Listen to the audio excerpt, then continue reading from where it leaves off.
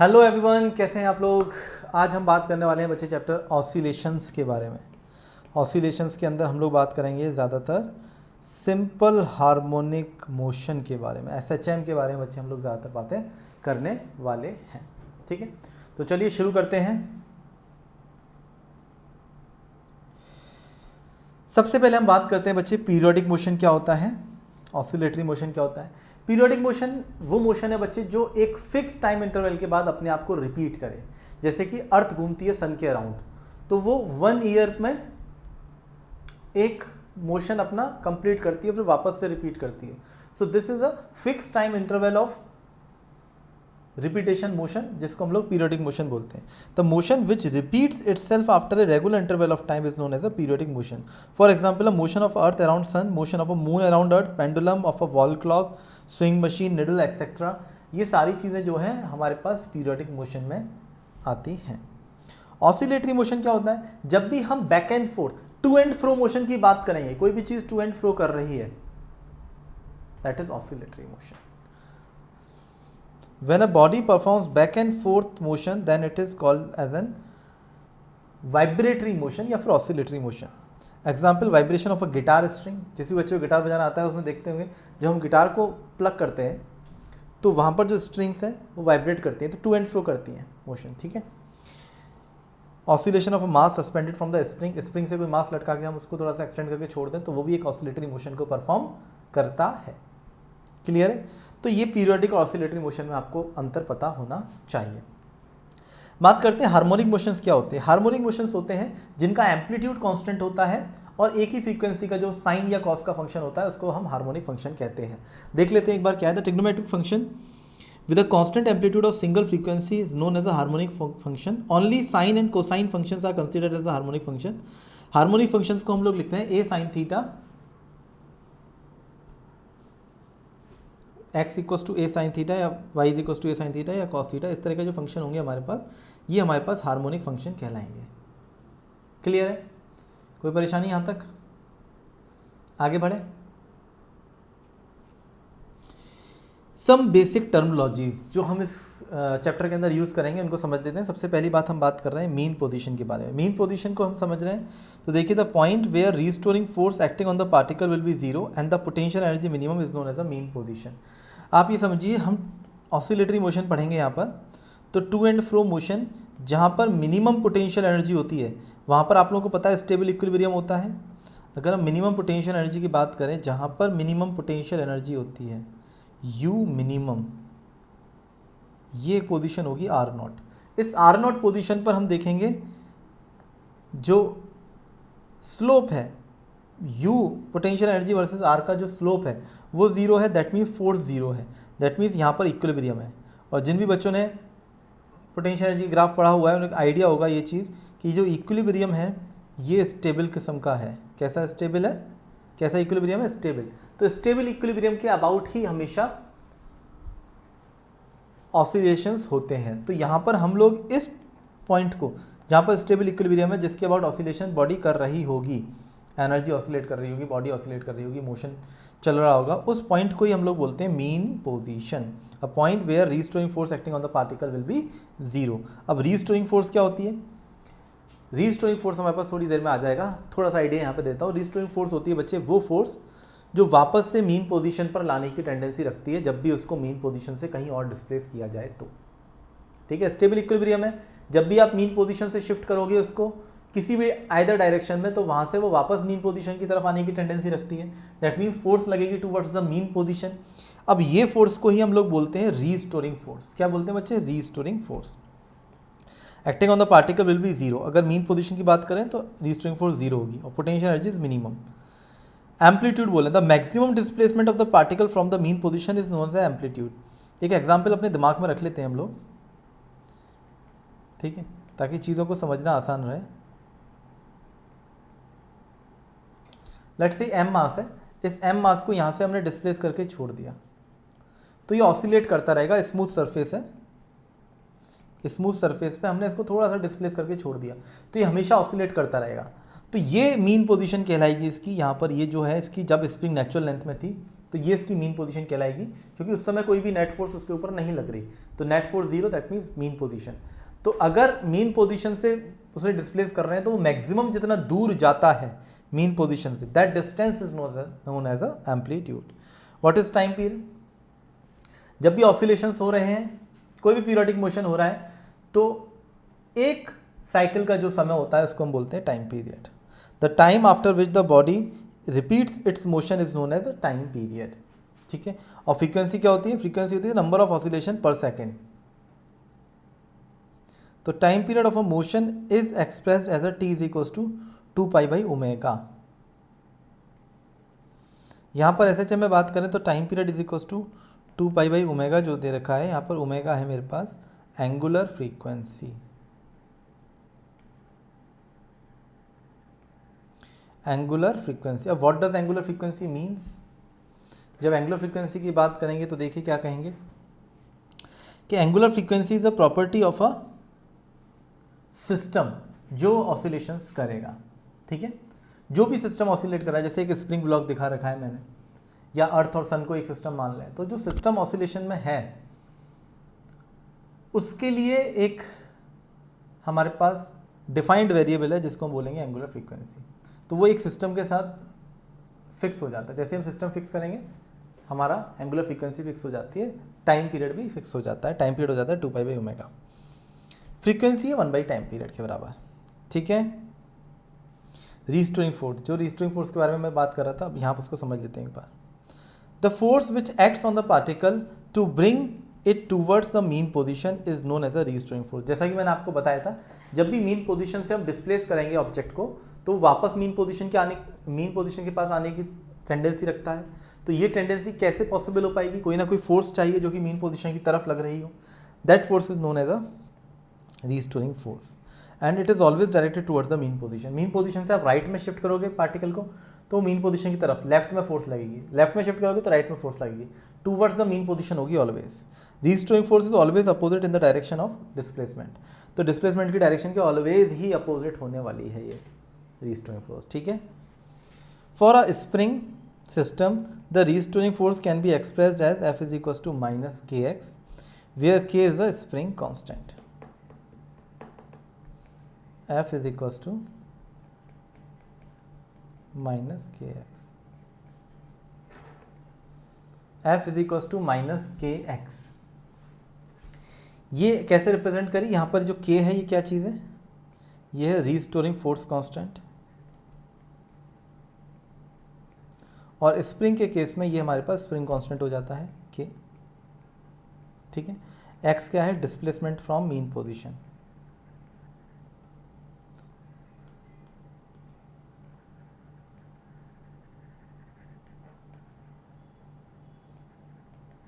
अब इसको अगर वेक्टर फॉर्म में लिख दूं मैं तो आप समझ सकते हैं F is equals to minus k x. अब ये minus k x vector form में लिखने का मतलब ये है कि x के अपोजिट डायरेक्शन, मतलब डिस्प्लेसमेंट के अपोजिट डायरेक्शन में आपके पास फोर्स आएगी ही आएगी। जैसा कि आप इस डायग्राम में देख सकते हो, यहाँ पर देखो ये x ये भी नेचुरल लेंथ में थी। अब जैसे ही मैंने इससे एक m मास लटका दिया तो इस पर ऊपर की तरफ जो फोर्स आई, this is act as a restoring force. ठीक है, ओके, आगे बात करते हैं सिंपल हार्मोनिक मोशन क्या होता है। तो सिंपल हार्मोनिक मोशन को समझेंगे बच्चे। Simple harmonic motion is a simple form of the vibratory motion और oscillatory motion. There are two type of the simple harmonic motion. ये simple form of vibratory motion है, ऑसिलेटरी मोशन सबसे सिंपल। हम आगे जाके डैम्प्ड ऑसिलेशंस भी देखेंगे, हम लोग फोर्स्ड ऑसिलेशन भी देखेंगे। ये एक फ्री ऑसिलेशन का सबसे सिंपल फॉर्म है सिंपल हार्मोनिक ऑसिलेशन। ठीक है, ये दो तरीके से हमारे पास आएगा सिलेबस में, एक है लीनियर SHM और एक है एंगुलर SHM। ठीक है, SHM में जब हम पार्टीशन करेंगे तो एक बात हम करेंगे लीनियर SHM की और एक बात हम करेंगे एंगुलर SHM की। लीनियर जब SHM की जब भी बात हम करेंगे तो स्ट्रेट लाइन में हमारे पास SHM हो रहा होगा, ऑसिलेशंस हो रहे होंगे। एंगुलर SHM की बात करेंगे तो जब भी हम एंगुलर SHM की बात करेंगे तो वहाँ पर चीज़ें एंगल में डिस्प्लेसमेंट हो रहे होंगे। ठीक है, थीटा इस तरफ गया फिर इस तरफ गया, तो इस तरीके से दिस इज एंगुलर एसएचएम। यहाँ पर हम बात करेंगे f is equals to minus k x की, यहाँ पर बात करेंगे tau is equals to minus c theta की, मतलब जिस डायरेक्शन में एंगुलर डिस्प्लेसमेंट हो रहा है उसके अपोजिट उस पर टॉर्क आएगा। क्लियर है क्या?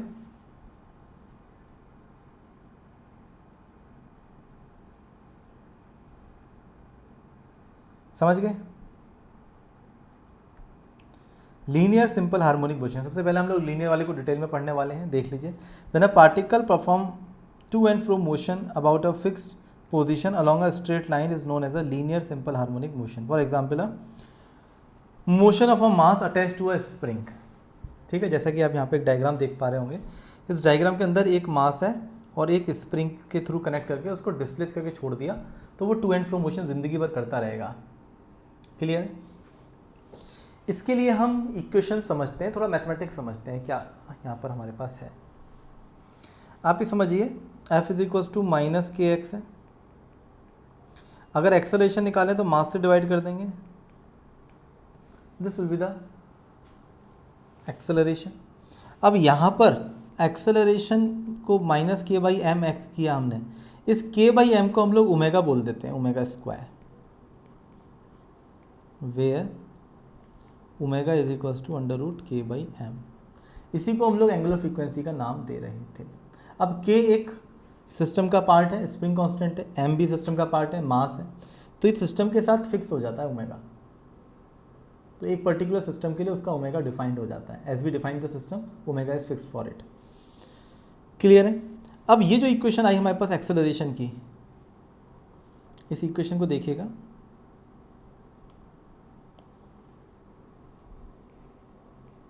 ए is equals to minus omega square x, ये हमारे पास इक्वेशन है। यहाँ पे आपको एक्सेलरेशन के बारे में पता है कि it's the double derivative of x,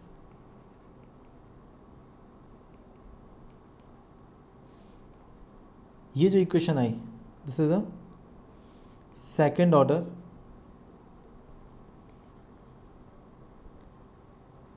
differential equation, it's a second order differential equation.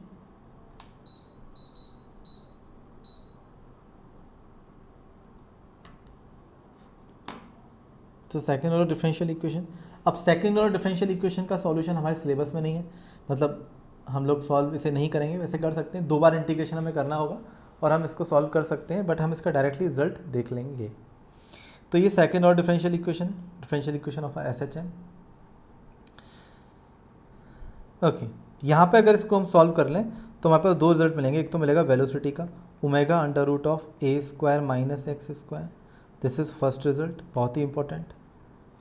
और एक मिलेगा x is equals to a sine of omega t plus phi not.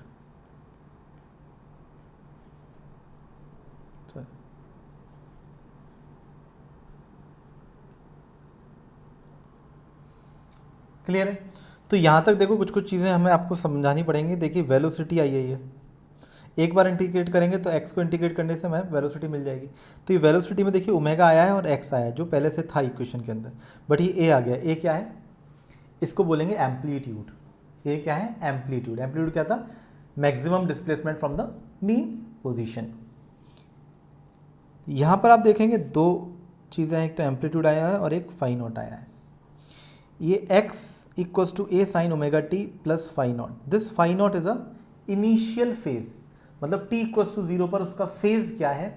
That is phi not. और फेज क्या चीज़ होती है? ये इस पूरे को बोलते हैं फेज, और इस फेज में अगर t की वैल्यू 0 डाल दो तो ये 0 हो जाएगा, फाई नॉट बचेगा सिर्फ, तो इस फाई नॉट को इनिशियल फेज बोलेंगे। तो यहाँ पर मैं चीज़ें लिख देता है जो आगे आगे आएंगी, कि आगे आएगी बच्चे चीज़ें, बट यहाँ पर हम लिख देते हैं दिस इज इनिशियल फेज, और ए इज़ द एम्पलीट्यूड जो हम पहले भी लिख चुके हैं। तो ये वाली जो इक्वेशन है ये हमें बता रही है velocity as a function of x, मतलब अलग अलग एक्स पर क्या मेरे पास वेलोसिटी होगी ये बता रही है। और ये इक्वेशन क्या बता रही है? X as a function of time, मतलब अलग अलग टाइम पर एक्स की वैल्यू क्या है वो ये इक्वेशन बता रही है। बहुत ही इंपॉर्टेंट इक्वेशन है। तो एक बार हम कंक्लूजन ले लेते हैं। कंक्लूजन देखिए क्या क्या है। The acceleration of the mass in a linear SHM will be a is equal to minus omega square x, बहुत ही important equation. Omega is equal to under root k by m, जो हमने assume किया था, और time period हो जाएगा 2 pi under root m by k. क्यों? क्योंकि time period, since time period is equal to 2 pi by omega. तो ये सारी बातें यहाँ से हमारे पास निकल के आई। आगे देख लेते हैं general solution of S H M, जो हमने लिखा था अभी, x equals to a sine omega t plus phi लिखें या फाई नॉट लिखें, एक ही चीज़ है। तो where a is the amplitude, omega is the angle of frequency, omega t plus phi is a phase and phi is the initial phase. इस equation में जैसा कि मैंने आपको बताया था, phi naught is the initial phase, यहाँ पे उसको फाई से रिप्रेजेंट कर दिया गया है। क्लियर है? आगे देखते हैं। The phase of a vibrating particle defines its state regarding to the displacement at a particular instant of a time. Phase हमें बताता है कि वो किसी पर्टिकुलर इंस्टेंट पर कहाँ पर है। ये आप देखो, ये फेज है ओमेगा टी प्लस फाई। अब अगर इस इक्वेशन को आप थोड़ा सा मैथमेटिकली आप समझने की कोशिश कीजिएगा, मैं लिख रहा हूँ x equals to a sine of omega t plus phi naught. अब ए तो टाइम के साथ वेरी कर नहीं रहा है, इसका मैक्सिमम डिस्प्लेसमेंट ये वेरी करेगा, और ये भी जो वेरी करेगा इसके वेरिएशन भी आपको पता है कहाँ से कहाँ होता है बच्चे, -1 to +1 -1 to +1। तो x की वैल्यू आ गई -a to +a। बट एक पर्टिकुलर टाइम पर वो कहाँ पर है, वो -a से +a कहीं पर भी हो सकता है, -a/2 पर हो सकता है, +√3a/2 पर हो सकता है, मतलब वो अलग अलग जगह पे हो सकता है। बट किस इंस्टेंट पे वो कहाँ पर है, ये कौन बताता है? ये हमें बताता है बच्चे this omega t plus phi, इसी को बोलते हैं फेज। तो यहाँ पे इन्होंने ये लिखा है, the phase of the vibrating particle defines its state regarding the displacement of the particle at any instant of the time. The harmonic motion a sine omega t plus phi, the term omega t plus phi is known as a phase angle at any time t. The phase of one particle and the another particle this, then the phase difference between the particle, वो हमारे पास initial phase का phase difference आ जाएगा अगर दोनों का angular frequency same है तब। ठीक है, तो कुल मिला के अभी इस चीज़ को रुक जाना है कि फेज डिफरेंस क्या होगा, बट आप इस चीज़ को समझ लीजिए कि omega t plus phi naught वाली जो टर्म है, जो साइन का जो एंगल है, ये साइन का एंगल डिफाइन करेगा या डिसाइड करेगा कि किसी भी टी टाइम पे पार्टिकल को कहाँ पर होना है। क्लियर है? तो ये हमारे पास बच्चे इक्वेशन याद रखनी है आपको, इसके बिना आप SHM सॉल्व नहीं कर पाएंगे। ठीक है, चलिए कुछ और बातें करते हैं हम इसके आगे की। हम बात करें डिस्प्लेसमेंट, वेलोसिटी और acceleration of SHM and their graphs के बारे में। सबसे पहले हम समझते हैं डिस्प्लेसमेंट। जैसा कि आपको पास डिस्प्लेसमेंट की इक्वेशन है, x equals to a sine of omega t plus phi not. ये इक्वेशन बता रही है कि जो x है वो -a to +a वेरी कर रहा है साइन के हिसाब से, साइन कर्व के हिसाब से। अब साइन कर्व क्या होता है? साइन कर्व आपको पता है, साइन +-1 की तरफ चलता है। अब साइन का जो ग्राफ होता है वो कुछ इस तरीके का होता है, जो कि +-1 के लिए होता है, बट ये +-1 की जगह पे डिस्प्लेसमेंट जो है वो +a जाएगा, क्योंकि साइन का जो इक्वेशन है वो a से मल्टीप्लाई हो रही है। दैट मीन्स जो +-1 के लिए जा रहा था अब वो +-a के लिए जाएगा। ठीक है, so this is x and this is t। This is displacement versus time graph of a particle under performing SHM. The displacement of the particle in SHM is defined as the distance of the particle from the mean position at any time instant. Displacement of the particle at any x equals to a sin omega t या x equals to a cos omega t। cos वाला function भी हमारे पास harmonic function है, जैसा कि हमने बताया कि हार्मोनिक फंक्शन में साइन और कॉस दोनों ही चीज़ हम यूज़ कर सकते हैं। तो ये डिस्प्लेसमेंट वर्सेस टाइम कर्व आ गया। ठीक है, हम इसको फेज़र से भी समझ सकते हैं बच्चे, हम देखेंगे इसको फेज़र से भी समझा जा सकता है। आगे बात करते हैं, जैसे कि एक क्वेश्चन है, पार्टिकल एग्जीक्यूट्स SHM। थोड़ा सा मैं जूम कर देता हूँ, ये देखिए। अब particle executes SHM with an amplitude a, the period of oscillation is t, the minimum time taken by the particle to travel half of the amplitude from the equilibrium position। from the equilibrium position मतलब आप अगर equation को लिख रहे हैं x equals to a sine of omega t plus phi not, तो आप इसमें ऐसे समझ सकते हैं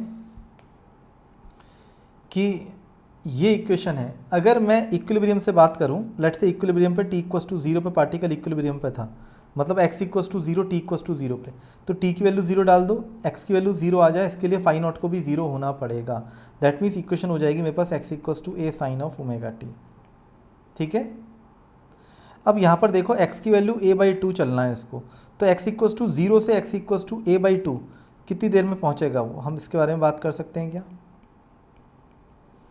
यहाँ पे आप देख सकते हो, सॉल्व कर लिया मैंने, a से a कट गया, तो ये आ गया 1/2, साइन ओमेगा टी आ गया 1/2 के बराबर। साइन 1/2 होता है साइन 30 डिग्री, 30 डिग्री मतलब π/6 पर, तो ओमेगा टी अगर π/6 के बराबर हो जाए तो ये इक्वेशन सही हो जाएगी। अब टाइम देखो कितना आ गया,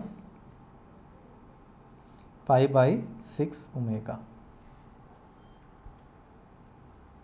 ठीक है, ऊपर नीचे 2 से मल्टीप्लाई कर दो तो 2π/ओमेगा जो होता है वो आपको पता है t के बराबर होता है, ये 1/12 आ जाएगा, तो t/12 is the right answer. इस तरीके से क्वेश्चन हम सॉल्व कर सकते हैं।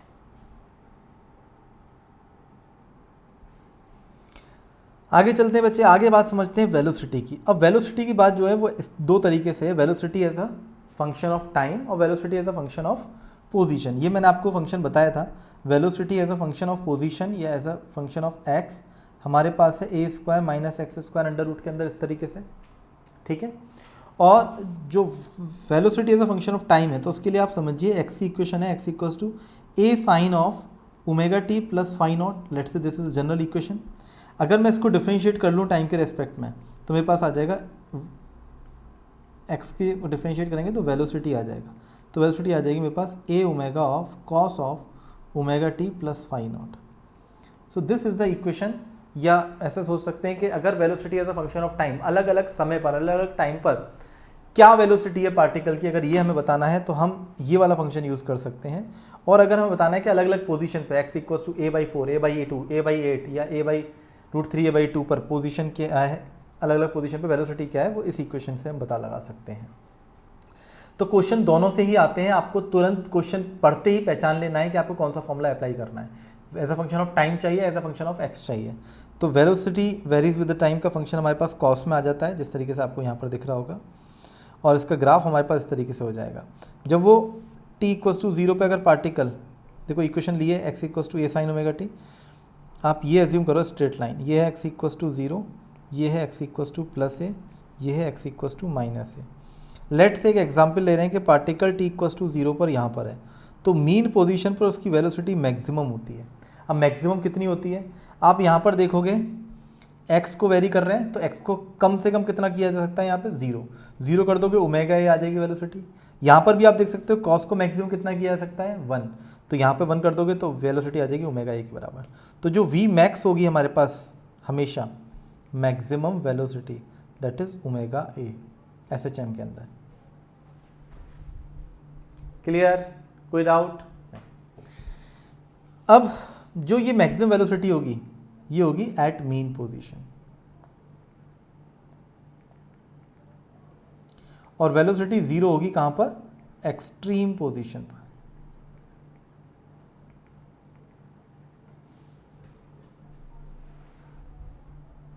ठीक है,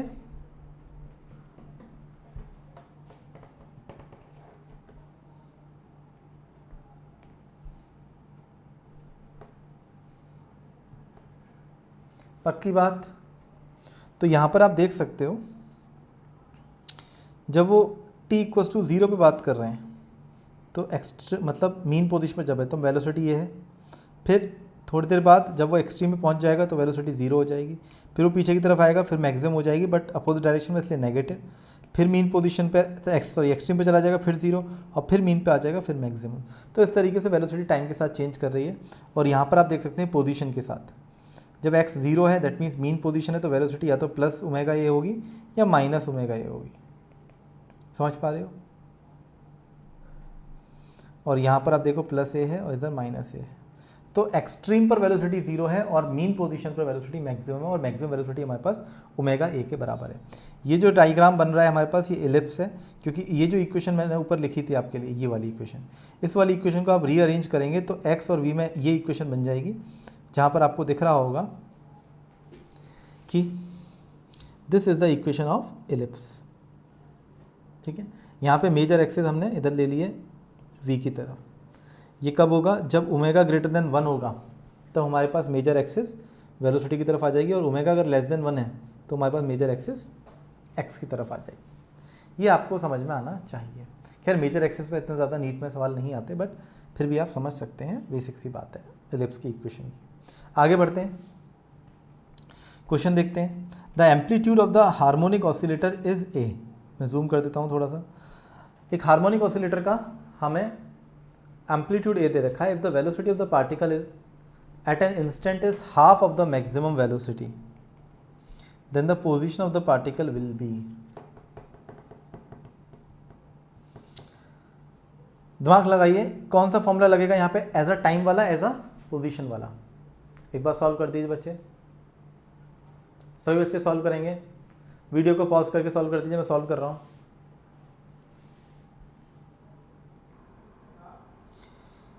तो v is equal to omega under root of a square minus x square use करेंगे। सिंपल है, क्योंकि पोजीशन हमें निकालनी है। अब वेलोसिटी उसने बोला है, if the velocity of the particle eight an instant is half of the maximum velocity. आपको पता है कि मैक्सिमम वेलोसिटी हमारे पास ओमेगा ए होती है, तो इसका हाफ अगर करेंगे तो ओमेगा ए बाई 2 हो जाएगी। अब किस इंस्टेंट पर ये होगी, यहाँ पे आप एक्स निकाल लीजिए। आप देखोगे यहाँ पर ओमेगा से ओमेगा आप कट कर सकते हो, बोथ साइड स्क्वायर करा दिया तो a square by 4 is equal to a square minus x square.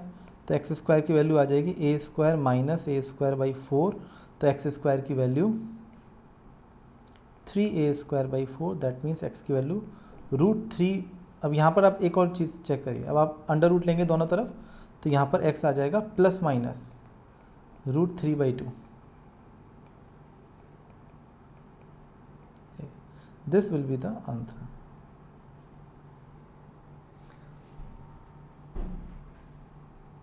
Clear है? तो यहाँ पर ये ऑप्शन कौन सा है, ऑप्शन है बी। क्लियर है बच्चे?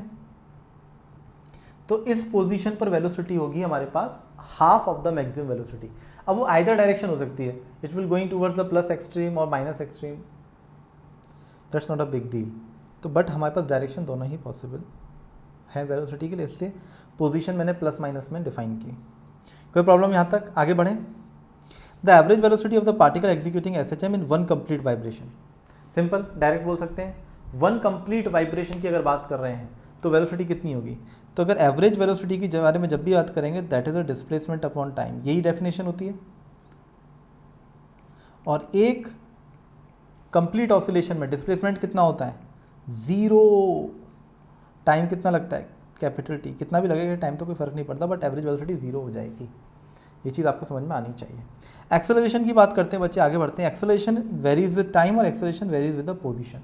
आपको पता हो अभी एक्सेलरेशन का फॉर्मूला हम लोगों ने लिखा था minus omega square x, vector form में लिखा था।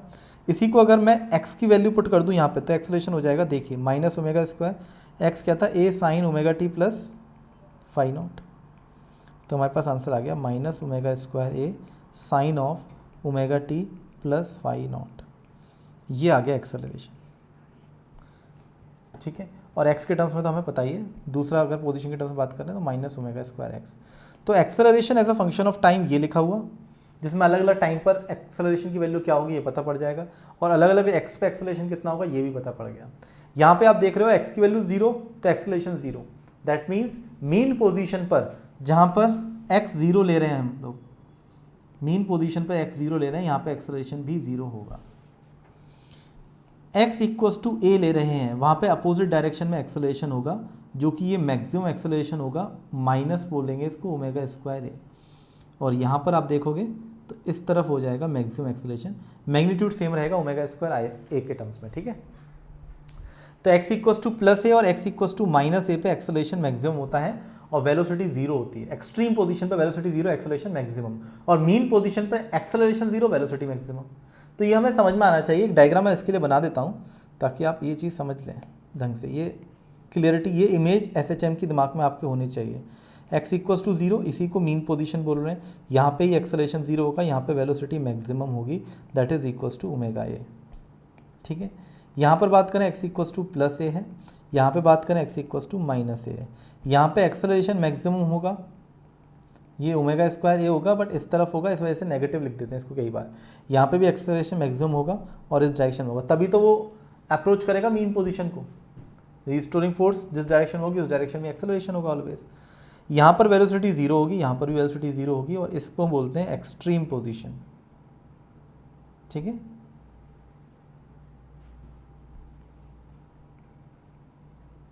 ऐसे ये भी एक्सट्रीम है, ये भी एक्सट्रीम है, दो एक्सट्रीम होंगे हमेशा, एक मीन पोजीशन होगी। मीन पोजीशन से ही डिस्प्लेसमेंट हम मेजर करते हैं, इसलिए मैंने वहाँ पर x इक्वस टू 0 डिफाइन कर लिया। ऐसा ज़रूरी नहीं है हमेशा x इक्वस टू 0 हो मीन पोजीशन पर। ठीक है, क्लियर है ये? तो एक्सेलरेशन भी हमें पता पड़ गया। Graphical representation of displacement, velocity and acceleration as a function of a time अगर हम बनाएं तो यहाँ पर आप देख सकते हैं, ध्यान से देखिएगा बच्चे, ये जो ग्राफ है इसमें क्या बता रहा है, t equals to 0, t equals to 0 पे पार्टिकल को प्लस ए पे ले रखा है इन लोगों ने, तो प्लस ए है दैट मीन्स एक्सट्रीम है, एक्सट्रीम में दैट मीन्स वेलोसिटी 0 होगी। तो वेलोसिटी देखो, वेलोसिटी ये थी, वेलोसिटी 0 है, और एक्सेलरेशन मैक्सिमम होगा। प्लस ए पर है तो एक्सेलरेशन माइनस नेगेटिव में होगा, माइनस ओमेगा स्क्वायर है। ठीक है, क्योंकि एक्स का फंक्शन जो है टाइम के साथ वो तो हमारे पास ये है a sine of omega t plus phi not.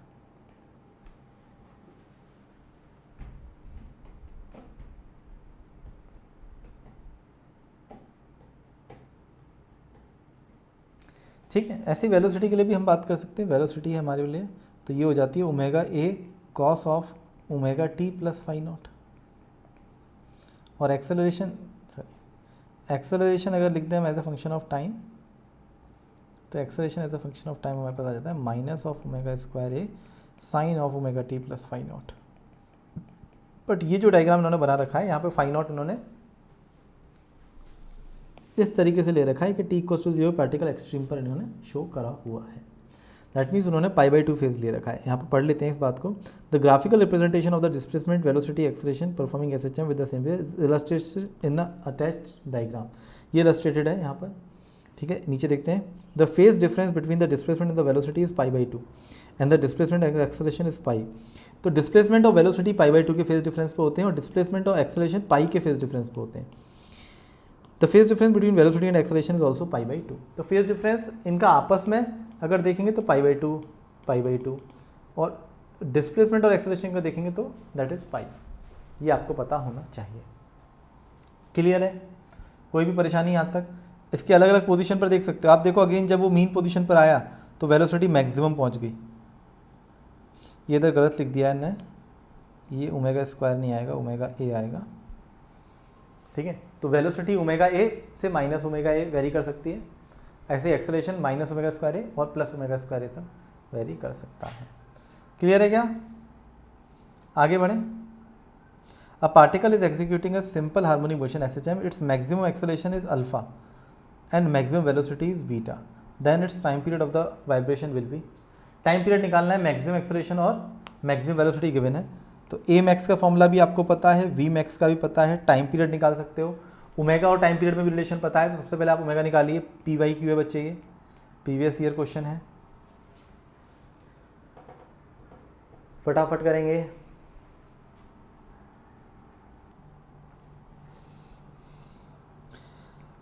Acceleration का फॉर्मूला हमारे पास ओमेगा स्क्वायर ए हो जाता है मैक्सिमम और वेलोसिटी का ओमेगा ए हो जाता है। अब एक्सेलरेशन उन्होंने दे रखा है अल्फ़ा और यहाँ पर उन्होंने दे रखा है बीटा। अगर मैं इन दोनों इक्वेशन को डिवाइड करा दूँ तो आप देखो ओमेगा स्क्वायर अपॉन ओमेगा बचेगा, यहाँ पर ए से ए मर जाएगा, alpha by beta. That means omega की वैल्यू आ गई under root alpha by beta, sorry under root नहीं आएगा, ओमेगा से ओमेगा कट जाएगा, एक ओमेगा से एक ओमेगा कट गया, तो ये हमारे पास आ गया अल्फ़ा बाई बीटा। अब टाइम पीरियड क्या होता है? टाइम पीरियड होता है 2 पाई बाई ओमेगा, तो 2 pi upon alpha by beta. That means हमारे पास आंसर आ गया ए ऑप्शन। क्लियर है क्या?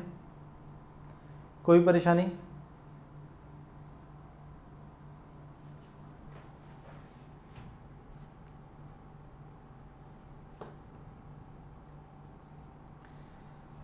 आगे बात करें, फोर्स को समझते हैं। जूम कर रहा हूँ मैं। Force acting on the particle is directly proportional to the acceleration. Obviously force हमारे पास इनिशियली हम लोग बात कर रहे थे, तो मास से मल्टीप्लाई कर देंगे एक्सेलरेशन को, तो हमारे पास फोर्स आ जाएगी minus m omega square x, ठीक है। तो मैक्सिमम फोर्स जो हो जाएगी that is m omega square a, magnitude wise अगर देखें तो this is the maximum force, ठीक है। नेट फोर्स की बात कर रहे हैं, this is net force.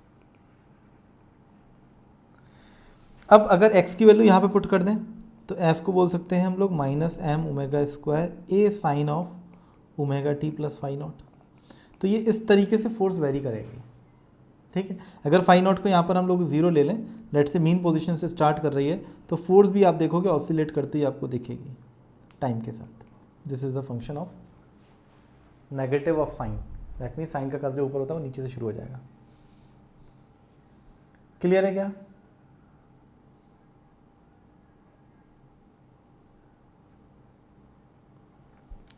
A particle performing SHM having an amplitude of 0.01 meter and the frequency of 60 hertz. The maximum force acting on the particle if its mass is 1 kg. मास दे रखा है 1 kg और आपसे पूछा जा रहा है maximum force कितनी होगी। तो ए मैक्स कितना होता है हमारे पास, ओमेगा स्क्वायर ए। ओमेगा कितना होता है 2 पाई एफ का स्क्वायर इंटू ए, तो ये हो गया 4 पाई स्क्वायर एफ स्क्वायर ए। ये मैक्सिमम एक्सेलरेशन हो गया, मास से मल्टीप्लाई कर दोगे तो मैक्सिमम फोर्स हो जाएगी, तो m into 4 pi square f square a. अब वैल्यूज पुट कर दो, आंसर निकाल लो। 1 इंटू 4, मास की वैल्यू 1 दे रखी थी, पाई स्क्वायर को एज इट इज छोड़ना है। अब फ्रीक्वेंसी देखो कितनी देखिए 60 हर्ट्ज, तो 60 का स्क्वायर करेंगे तो 3600 आ जाएगा इंटू एम्पलीट्यूड हमें दे रखा है 0.01, तो ये तो चला जाएगा, ये हो जाएगा 144 pi square. This is the maximum force that can be possible in this given example. Clear है? Option D is right. आगे बात करते हैं energy in a simple harmonic motion के लिए। एनर्जी के साथ क्या होता है सिंपल हार्मोनिक मोशन में, आप देखिए potential energy. Potential energy varies with position. अब पोटेंशियल एनर्जी पोजीशन के साथ कैसे वेरी करती है, आप ये समझिए मीन पोजीशन है, ये एक्सट्रीम पोजीशन है, ये भी एक्सट्रीम पोजीशन है, ठीक है। यहाँ पर हम लोग अगर बोलें काइनेटिक एनर्जी मैक्सिमम होगी, क्योंकि यहाँ पर वी मैक्स होता है और काइनेटिक एनर्जी का तो हमारे पास फॉर्मूला डायरेक्ट होता है हाफ एम वी स्क्वायर, ठीक है। तो मीन पोजीशन पर काइनेटिक एनर्जी मैक्सिमम होगी और एक्सट्रीम पोजीशन पर काइनेटिक एनर्जी 0 होगी, since v is equal to 0। तो हमें ये बात समझ में पड़ गई कि काइनेटिक एनर्जी 0 से मैक्सिमम तक जाएगी, जो कि 0 होगी उसके एक्सट्रीम्स पर और मैक्सिमम होगी उसके मीन पोजीशन पर। अब हम पोजीशन के अकॉर्डिंग क्या पोटेंशियल एनर्जी को डिफाइन कर सकते हैं। पोटेंशियल एनर्जी अगर मैं 0 मान लूं मीन पोजीशन पर, तो आप देखो मैक्सिमम हो जाएगी जहाँ पर काइनेटिक एनर्जी 0 जा रही होगी, बिकॉज एक स्टेबल इक्विलिब्रियम के अबाउट मेरे पास टू एंड फ्रो मोशन हो रहा है एसएचएम के अंदर। अब अगर कहीं पर भी एनर्जी लॉस होगी तो फिर वो एसएचएम पॉसिबल नहीं हो पाएगा, फिर वो डैम्प्ड हो जाएगा।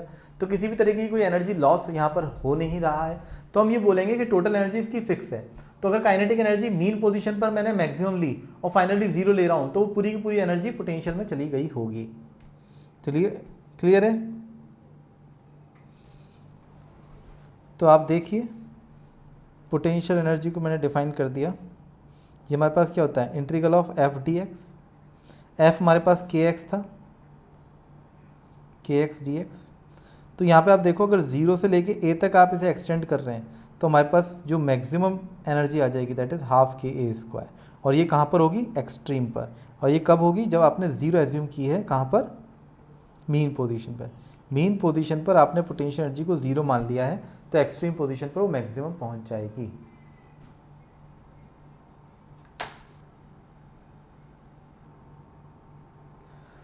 तो यहाँ पर आप देख सकते हो बच्चे, ये जो पोटेंशियल एनर्जी अगर हम मैक्सिमम नहीं निकालते तो पोटेंशियल एनर्जी हमारी किसी भी जनरल एक्स पर हो जाती हाफ के एक्स स्क्वायर, ठीक है। ये पोटेंशियल एनर्जी होगी as a function of x. अगर as a function of time रखना है तो एक्स की वैल्यू पुट कर सकता हूँ मैं यहाँ पर, तो यू हो जाएगी हाफ के एक्स की value a sine of omega t, सिर्फ हम फाई को 0 ले लें तो ये वाला केस बन जाएगा हमारे पास। ठीक है, तो इस तरीके से हम लोग काम कर सकते हैं as a function of time. तो यहाँ पर देखिए आपके दोनों ग्राफ बने हुए हैं, potential energy varies with the time. तो एक्स अगर ए साइन ओमेगा टी ले लें हम लोग तो हाफ के एक्स स्क्वायर है पोटेंशियल एनर्जी। फॉर्मूला क्या है, u is equals to half k x square. उसी में x की वैल्यू अगर आपने a sine omega t put कर दी तो इस तरीके का ग्राफ आ जाएगा साइन स्क्वायर का। और साइन स्क्वायर ग्राफ हमारे पास कैसा होता है, ऐसा, नेगेटिव वैल्यू नहीं हो सकती इसकी। ठीक है, तो ये हमारे पास पोटेंशियल एनर्जी का फंक्शन हो गया। तो आप पोटेंशियल एनर्जी को इस तरीके से याद रख सकते हैं। मैं आपको पोटेंशियल एनर्जी का फंक्शन बता दूं, याद कैसे रखना है। पोटेंशियल एनर्जी हमारे पास हाफ के एक्स स्क्वायर। ठीक है, आपको याद है ओमेगा स्क्वायर क्या था, के बाई एम के बराबर। तो हम यहाँ पर इस तरीके से भी इसको यूज़ करेंगे, half m omega square x square.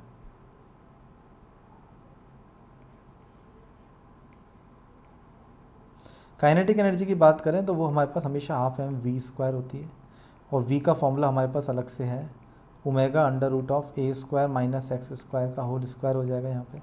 तो हो जाएगा half m omega square a square minus x square. This is kinetic energy.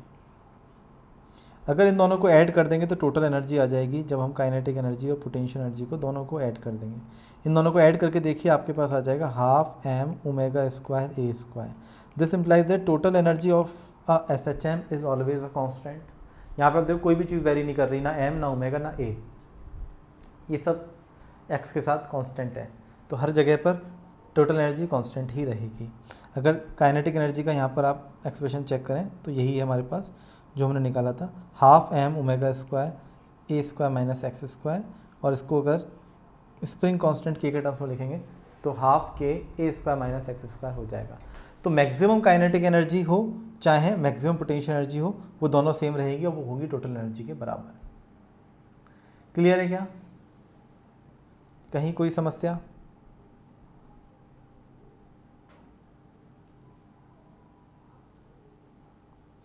एक बार इनके ग्राफ्स भी देख लेते हैं बच्चे।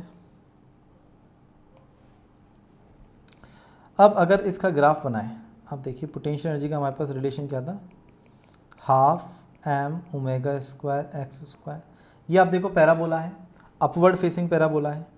और काइनेटिक एनर्जी का फॉर्मूला क्या आया था हमारे पास, half m omega square a square minus x square. यहाँ पे आप देखो एक्स का टर्म के सामने नेगेटिव आ रहा है, that means downward facing parabola है। अब अपवर्ड फेसिंग पैराबोला बनाना है तो आप देखो एनर्जी नेगेटिव तो हो नहीं रही है यहाँ पे हमारे पास।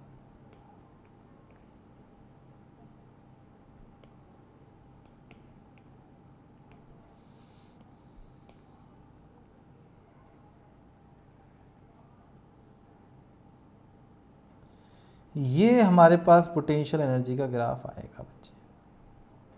ये ग्राफ क्या बता रहा है, ये बता रहा है कि पैराबोला है अपवर्ड फेसिंग। ये जो इसकी मैक्सिमम वैल्यू है ये होगी प्लस ए पर या माइनस ए पर, और ये मैक्सिमम वैल्यू होगी कितनी, आप x की वैल्यू को मैक्सिमम पुट कर दीजिए a, तो half m omega square a square, ये मैक्सिमम होगी। यही काइनेटिक एनर्जी की मैक्सिमम होगी, बट x इक्वल्स टू 0 पर जब 0 पुट करोगे तो half m omega square a square बनेगी।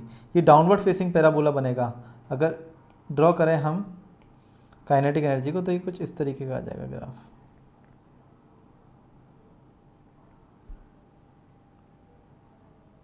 समझ गए, डाउनवर्ड फेसिंग पैराबोला। और टोटल एनर्जी का डायग्राम अगर हम बनाएंगे, लेट्स से मैं ब्लैक से बनाता हूँ, टोटल एनर्जी का डायग्राम वो ये बनेगा।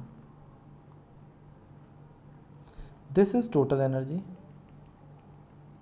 ठीक है, this is potential energy and this is kinetic energy. अब आप यहाँ पर देख रहे हो कुछ पोजीशंस ऐसी हैं जहाँ पर पोटेंशियल एनर्जी और काइनेटिक एनर्जी सेम है। तो मैं अगर आपको क्वेश्चन दूँ, find position where kinetic energy and potential energy has same value, तो क्या करेंगे आप, इन दोनों एक्सप्रेशन को इक्वेट कर देंगे। बिल्कुल सही, इक्वेट करके आंसर निकालिए कितना आएगा।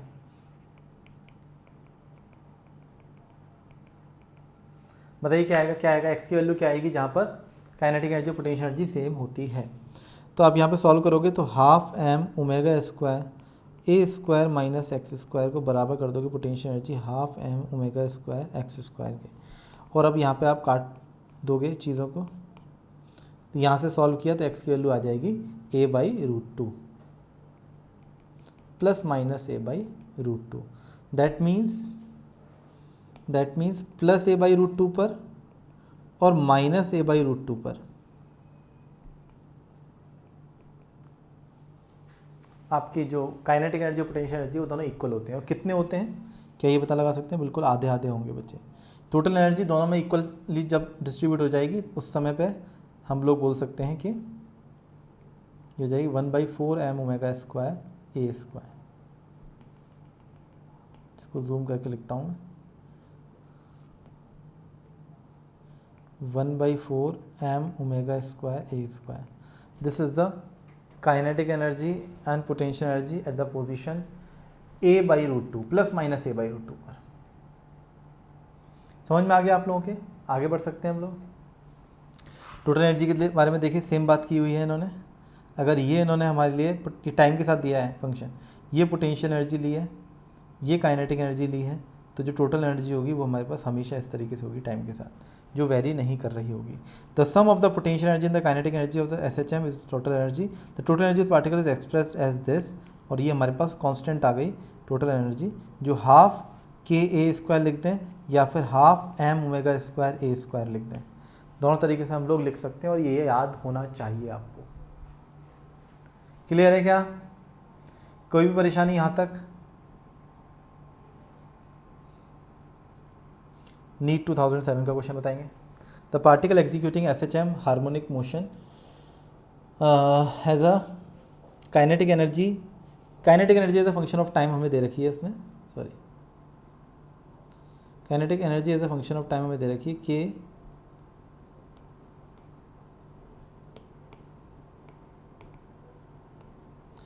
k is equals to k naught cos square omega t. अब पूछा है the maximum value of the potential energy total energy कितनी होगी।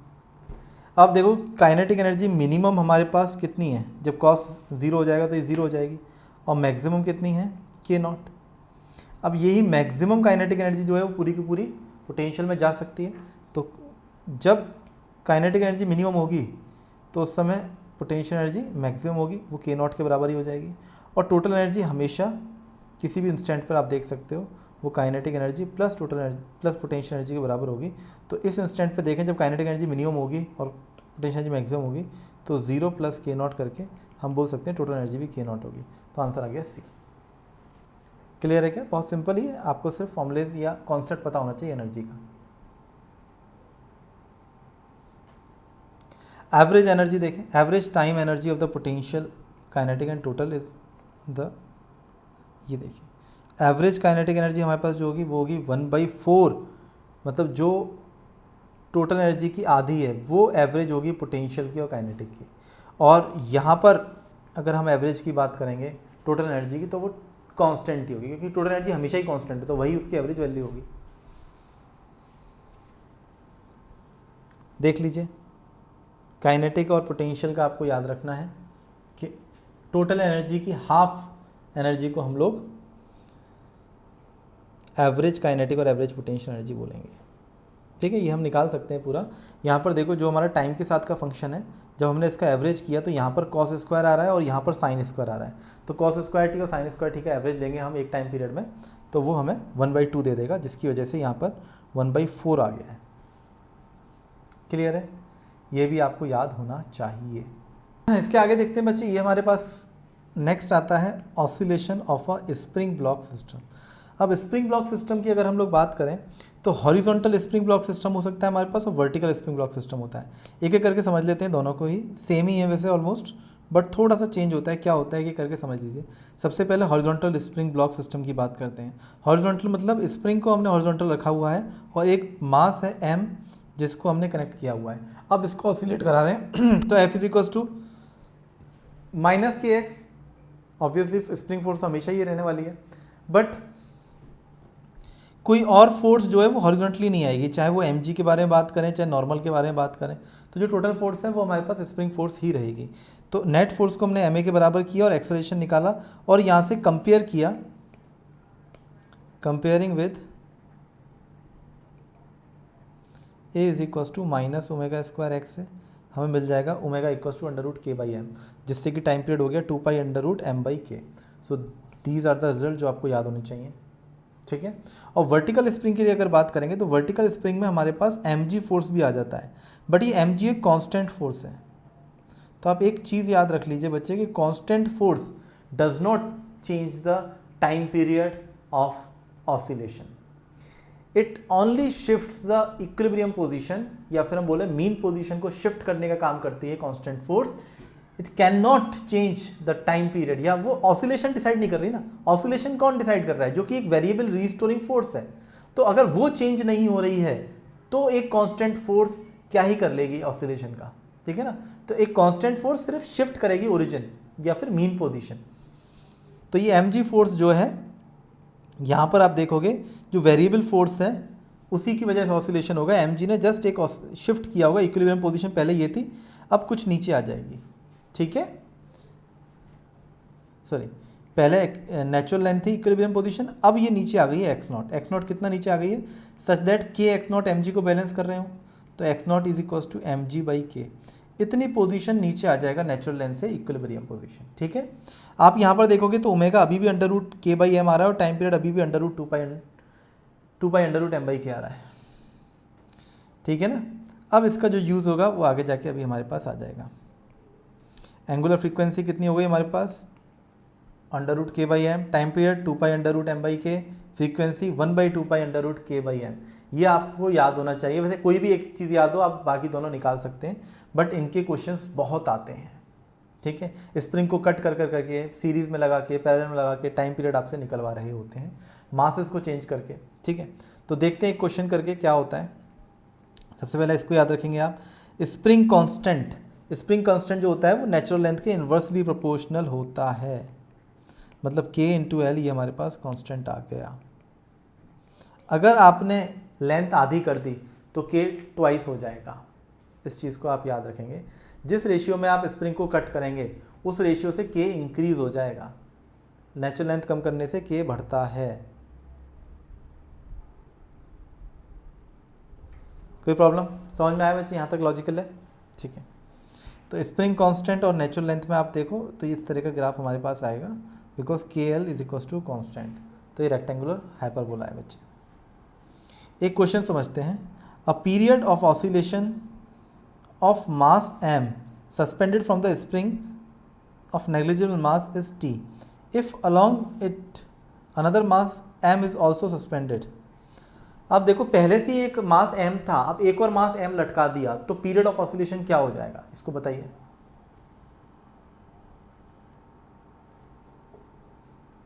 तो यहाँ पर आप देख सकते हैं इस चीज़ को कि अगर एक मास और आ जाएगा, टाइम पीरियड हमारे पास कितना होता है 2 pi under root m by k, यही टाइम पीरियड हमने अभी याद किया था 2 pi under root m by k. तो ये टाइम पीरियड हमें दे रखा है। अगर आप मास डबल कर दोगे और स्प्रिंग सेम रखोगे तो ये हो जाएगा time period.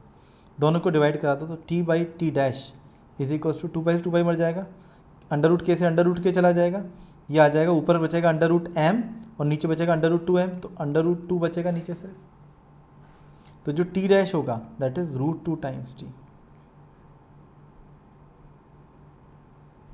D option is right. Clear है क्या, कोई परेशानी यहाँ तक? आगे देखते हैं। स्प्रिंग अरेंजमेंट समझते हैं। स्प्रिंग अरेंजमेंट दो तरीके से हो सकता है हमारे पास, सीरीज कॉम्बिनेशन ऑफ स्प्रिंग और पैरेलल कॉम्बिनेशन ऑफ स्प्रिंग। जब भी सीरीज स्प्रिंग में लगेंगी जब भी स्प्रिंग सीरीज में लगेंगी K1 K2, चाहे वो ऐसे हो चाहे वर्टिकल, वर्टिकल में कोई इफेक्ट नहीं आ रहा है, सिर्फ mg हो मीन पोजीशन शिफ्ट कर रहा है, ये बात आप याद रख लेना। तो सीरीज में है स्प्रिंग्स तो हमारे पास जो फॉर्मूला बनेगा सीरीज वाले का वो लगेगा ये 1/k equivalent is equals to 1/k1 plus 1/k2, और कितनी भी स्प्रिंग लगा दो 1/k1 plus 1/k2 plus 1/k3 plus 1/k4, ऐसा करके हम सीरीज में स्प्रिंग्स को ऐड कर देते हैं उनका k इक्विवेलेंट। अगर दो हैं तो आप इस तरीके से फॉर्मूले को याद रखेंगे K1 K2 upon K1 plus K2, मतलब रेजिस्टेंस का जो पैरेलल वाला फॉर्मूला था वो सीरीज में स्प्रिंग के में आ जाता है। If n springs connected in the series equivalent हमारे पास उनके हैं K1, K2, K3, K4, K5 up to Kn। तो K इक्विवेलेंट आ जाएगा हमारे पास 1/K1 plus 1/K2 so on till 1/Kn।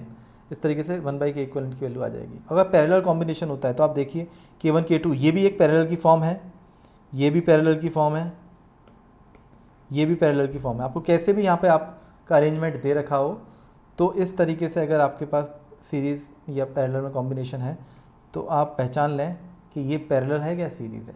Series में आपके पास यही दो फॉर्म होंगी, पैरेलल में आपके पास इन तीन तरीके से आपको स्प्रिंग दिखाई जा सकती है। फॉर्मूला है डायरेक्ट के इक्विवेलेंट का K1 plus K2 plus K3 so on. ठीक है, जितनी भी हमारे पास पैरेलल में लगा रखी है। कोई भी प्रॉब्लम? क्लियर है यहाँ तक?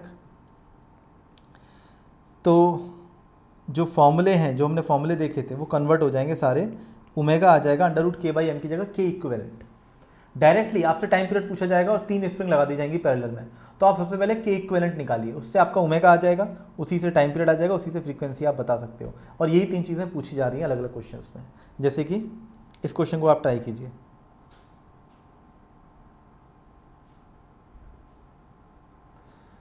इस क्वेश्चन में क्या कह रहा है? The spring of a spring constant K is cut into the length of the ratio 1:2:3। They are connected in series and the new force constant is K। अच्छा, पहले K था, फाइनली K डैश बोल दिया ना, sorry K dash. Then they are connected in the parallel and the force constant is K double dash. तो K dash और K double dash का ratio पूछा जा रहा है क्वेश्चन के अंदर।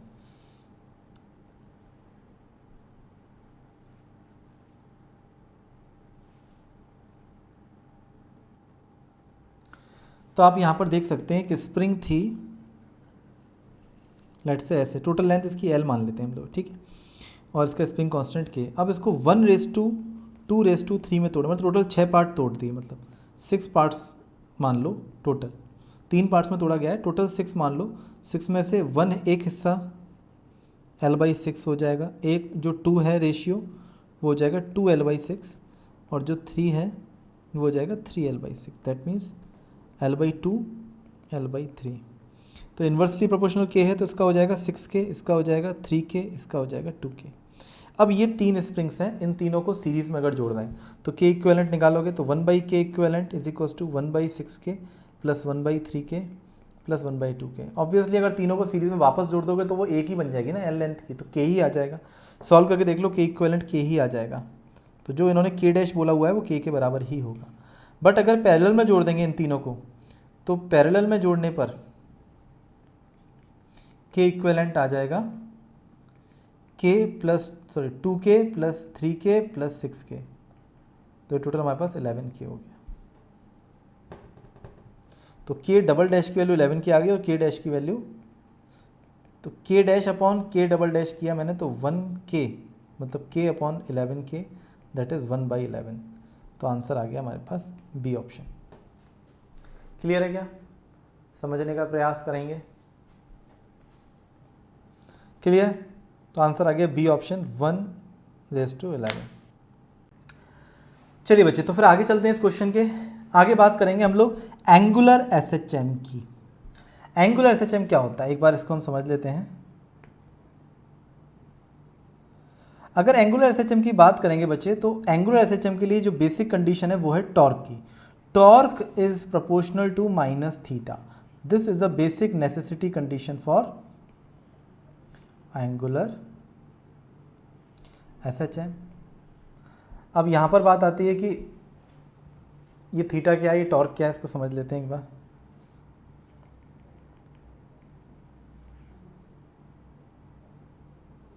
ये आप समझिए, ऐसा समझिए, यहाँ पर एक पॉइंट मास हमने लटका दिया m मास का, और अब हम इस लाइन को रोटेट करा के इसको यहाँ शिफ्ट करा के छोड़ दिए।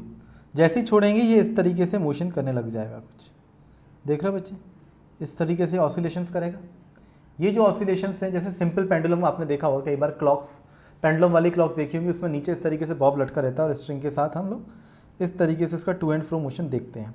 तो यहाँ पे क्या होगा, जब मैं इस मास को शिफ्ट करा के यहाँ से छोड़ दूंगा तो L लेंथ की स्ट्रिंग है,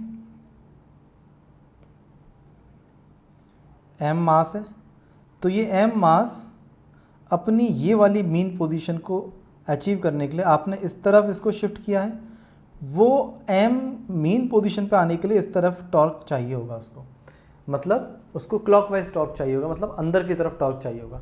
अब अंदर की तरफ टॉर्क के लिए उसे क्या करना पड़ेगा, अगर मैंने एंटी क्लॉकवाइज को शिफ्ट किया था तो क्लॉकवाइज टॉर्क आना पड़ेगा, which becomes the necessity condition for angular SHM।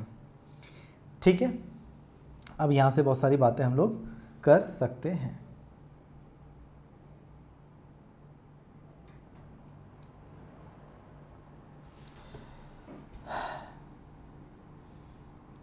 Torque के केस में हम लोग लिख सकते हैं माइनस के थीटा, वेयर के is a torque constant. Tau को लिखा जा सकता है आई अल्फ़ा, ये सभी को पता होगा। तो यहाँ पे I alpha in equation first और इक्वेशन सेकंड से मिलकर हम लिख सकते हैं I alpha is equals to minus k theta, और अल्फ़ा को अगेंस्ट, ये सेम प्रोसेस हम लोग कर चुके हैं लीनियर SHM में भी, और इसको हमने नाम दे दिया omega, where omega is equals to under root k by I. Clear है? अब यहाँ पर देखो ये जो इक्वेशन बनेगी alpha is equals to minus omega square theta, alpha को लिखा जा सकता है double derivative of angular displacement, तो इसको हम लिख सकते हैं d2 theta upon dt2 plus omega square theta is equals to 0। ये कहलाती है differential equation of, second order differential equation है ये, एंगुलर SHM, एंगुलर SHM की डिफरेंशियल इक्वेशन। ठीक है, तो ये सारी एंगुलर SHM से रिलेटेड बातें जिस तरीके से हमने लीनियर SHM में की थी, सेम वही बात है यहाँ पर आप देख सकते हो, एंगुलर SHM की सेकंड ऑर्डर डिफरेंशियल इक्वेशन है। अब हम यहाँ पे सिंपल पेंडुलम के लिए स्पेसिफिकली बात कर लेते हैं, यही सेम काम जो मैंने अभी किया है, इसी सेम काम से हम लोग ओमेगा निकाल लेते हैं, कितना होगा सिंपल पेंडुलम के केस में। देखिए अगर सिंपल पेंडुलम के लिए हम लोग डेरिवेशन में जाएं,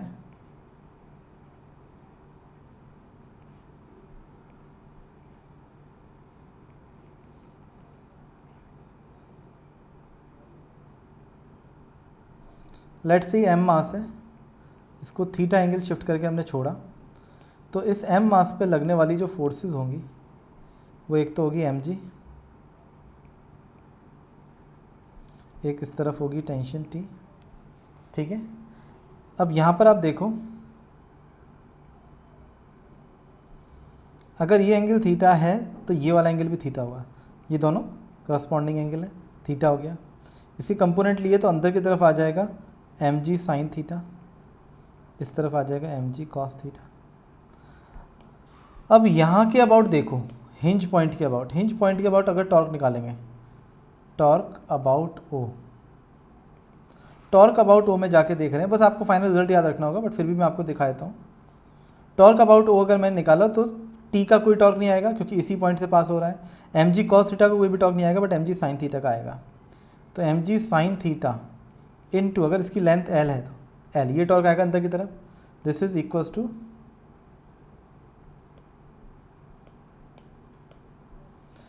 इक्वल्स टू आई अल्फ़ा, और आई कितना हो जाएगा m l square into alpha.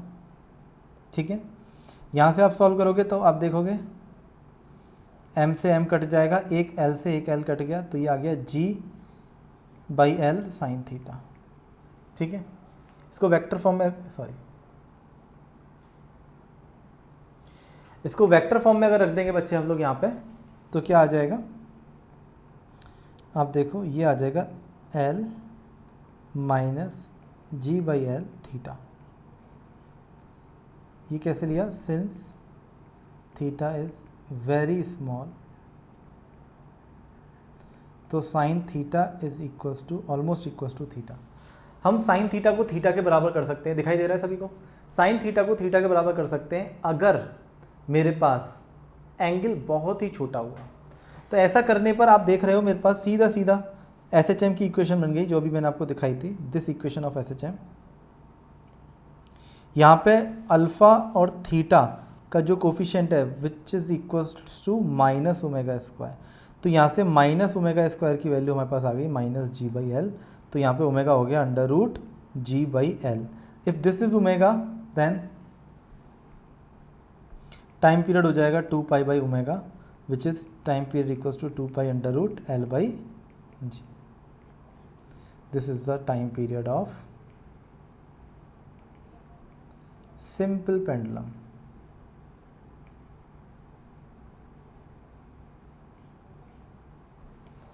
Time period of simple pendulum हमारे पास हो जाएगा t equals to 2 pi under root L by जी।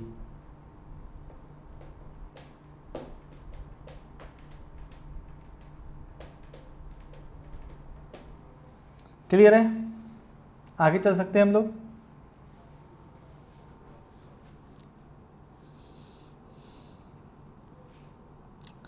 अब यही टाइम पीरियड आपको याद रखना है बच्चे, हर जगह हमें यही काम में आएगा। सिंपल पेंडुलम के बहुत सारे क्वेश्चंस एग्जाम में आ जाते हैं, तो इस फॉर्मूले को नहीं भूलना है कि time period of simple pendulum equals to 2 pi under root L by जी।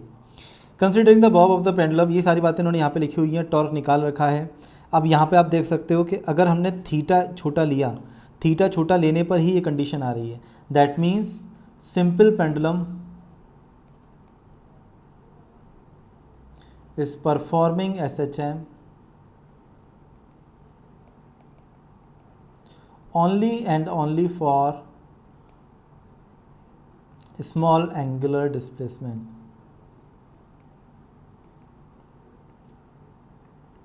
कहीं आपने एंगुलर डिस्प्लेसमेंट ज़्यादा ले लिया तो वो थीटा, आप साइन थीटा को थीटा नहीं लिख पाएंगे, और साइन थीटा को थीटा नहीं लिख पाए तो वो एंगुलर SHM की इक्वेशन या कंडीशन नहीं बनेगी, जिस वजह से वो फिर SHM नहीं होगा। तो जब ये कंडीशन सेटिस्फाई होगी तभी आप अल्फ़ा को इस तरीके से आप लिख पाएंगे, और कंपेयर करके इक्वेशन के साथ ओमेगा आपके पास ये आ जाएगा, और ये ओमेगा आ गया तो टाइम पीरियड हमारे पास आ जाएगा। तो ये बहुत ही इंपॉर्टेंट बात है कि स्मॉल एंगुलर डिस्प्लेसमेंट के लिए ही SHM करता है सिंपल पेंडुलम। आगे बढ़ें, एक क्वेश्चन देख लीजिए यहाँ पे। The time period of the simple pendulum is 2 seconds। If its length is increase by 4 times then its time period becomes, time period अब देख लीजिए 2 pi under root L by g आ गया। अगर हम एल को 4 times करेंगे तो टाइम पीरियड पे क्या फ़र्क पड़ेगा? Time period is proportional by root l, अगर बाकी सब चीज़ें कांस्टेंट है तो अगर एल को 4 times करोगे this implies that T becomes twice. That means पहले टी था 2 seconds, अब हो जाएगा 4 seconds, तो D will be the answer. ये बात सबको समझ में आती है क्या? सिंपल है, कोई भी दर्द गिला शिकवा यहाँ तक? अब बात करते हैं, अगर इस सिंपल पेंडुलम को हम लोग किसी लिफ्ट में रख दें, जो लिफ्ट एक्सेलरेट कर रही हो, कांस्टेंट वेलोसिटी से चल रही हो, या फिर रेस्ट पे हो, तो क्या क्या केसेस बनेंगे यहाँ पर, हम इस चीज़ को देख लेते हैं।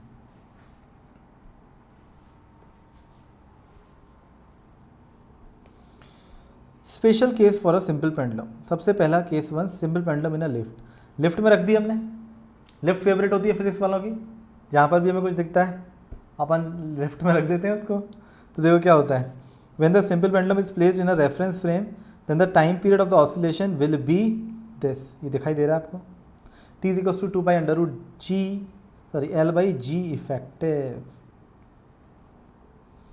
T is equals to t is equals to 2 pi under root L by जी।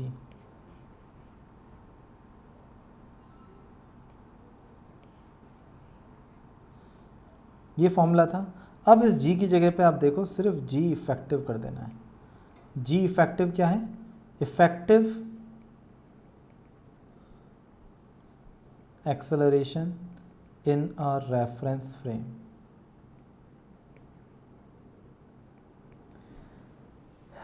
ठीक है, in the reference frame from where we are observing the SHM। जिधर से हम लोग SHM ऑब्जर्व कर रहे हैं उस फ्रेम के रिलेटिव आप इफेक्टिव एक्सेलरेशन लिख दीजिए। जैसे कि अभी हम सिंपल पेंडुलम जो हमने ड्राइव किया था, वो सिंपल पेंडुलम ग्राउंड के फ्रेम में देख रहे थे कि SHM कर रहा है, तो ग्राउंड के फ्रेम में SHM कर रहा था, तो वहाँ पे ग्राउंड के फ्रेम में सिर्फ एक्सेलरेशन जी था। बट अगर आप लिफ्ट में चढ़ जाओगे, और लिफ्ट में अगर मान लो किसी ने, ये लिफ्ट है, ठीक है, लिफ्ट में किसी ने एक सिंपल पेंडुलम को इस तरीके से ऑसिलेट करा दिया और लिफ्ट ऊपर की तरफ या नीचे की तरफ एक्सेलरेशन से जा रही थी। तो अब ये जो पार्टिकल एसएचएम करेगा, ये जो सिंपल पेंडुलम दिख रहा था हमें, ये ग्राउंड के रेस्पेक्ट में अब एसएचएम नहीं कर रहा होगा, ये सिर्फ लिफ्ट के रेस्पेक्ट में। अगर कोई आदमी लिफ्ट के अंदर है तो उसको दिखेगा एसएचएम करता हुआ, ग्राउंड के रेस्पेक्ट में तो ये कुछ इस तरीके का मोशन करते हुए लिफ्ट के साथ ऊपर जा रहा होगा। ठीक है, तो जिस फ्रेम से एसएचएम करता हुआ आपको दिख रहा है, उस फ्रेम के रेस्पेक्ट में अगर आप इफेक्टिव एक्सेलरेशन लिखोगे, that is a g effective. तो फॉर्मूला वही रहेगा, सिर्फ जी की जगह पे जी इफेक्टिव आ जाएगा। और बहुत सारे क्वेश्चन बच्चे इस फॉर्मूले पर आते हैं और बनते हैं। ठीक है, ये फॉर्मूला कई जगह आता है। जी इफेक्टिव का यूज़ हमने कई जगह देखा है, एनएलएम से हमने जी इफेक्टिव समझा था। ठीक है, फ्लूइड्स में आप देखते हैं जी इफेक्टिव का यूज़ बहुत ज़्यादा है। ऐसे यहाँ पर एक बार जी इफेक्टिव देख लेते हैं अलग अलग केस में। If lift is moving upward with uniform velocity, uniform velocity से अपवर्ड जा रही हो, वो डाउनवर्ड जा रही हो, कोई फर्क नहीं पड़ता, कोई भी फर्क नहीं पड़ता, क्योंकि यूनिफॉर्म वेलोसिटी मतलब एक्सेलरेशन जीरो। एक्सेलरेशन जीरो हो गया मतलब लिफ्ट की वजह से एक्सेलरेशन जीरो हो गया, तो वहां पर जी इफेक्टिव सिर्फ जी ही रहेगा, जो कि ग्रेविटेशनल पुल ऑफ अर्थ है। ठीक है, कैसे समझ रहे हैं हम लोग? तो ये वाली चीज़ें आप देख लो, दिस इज जी इफेक्टिव जी हो गया, तो टाइम पीरियड 2π√L/g ही रहा। अब lift is moving upward with acceleration a, ये वाला केस मैंने आपको यहाँ पे बताया था। तो इस केस में जो जी इफेक्टिव है वो क्या हो जाएगा, जब ये दुनिया को देखेगा तो जी तो था ही, ये अपना एक्सेलरेशन अपोजिटली ऐड कर देगा, मतलब नीचे की तरफ ऐड कर देगा, तो जी इफेक्टिव हो जाएगा g+a। तो यहाँ पे आप देखो जी इफेक्टिव g+a हुआ और टाइम पीरियड हमारे पास 2π√L/g+a हो गया। सिमिलरली अगर डाउनवर्ड एक्सेलरेशन a होता तो जी इफेक्टिव g-a हो जाता और टाइम पीरियड 2π√L/g-a आ जाता। अभी देखो फ्रीली फॉलिंग, अगर हमारे पास कोई भी लिफ्ट है तो फ्रीली फॉलिंग लिफ्ट है तो डाउनवर्ड एक्सेलरेशन उसका g हो जाएगा, और g एक्सेलरेशन हुआ डाउनवर्ड वाला, तो यहाँ वाले केस में g - g 0 हो जाएगा, वो समझ रहे हो? तो डाउनवर्ड एक्सेलरेशन हो गया अगर फ्रीली फॉलिंग है कुछ, तो फ्रीली फॉलिंग चीज़ों के लिए टाइम पीरियड इनफाइनाइट हो जाएगा, टाइम पीरियड इनफाइनाइट हो जाएगा। कैसे हो जाएगा?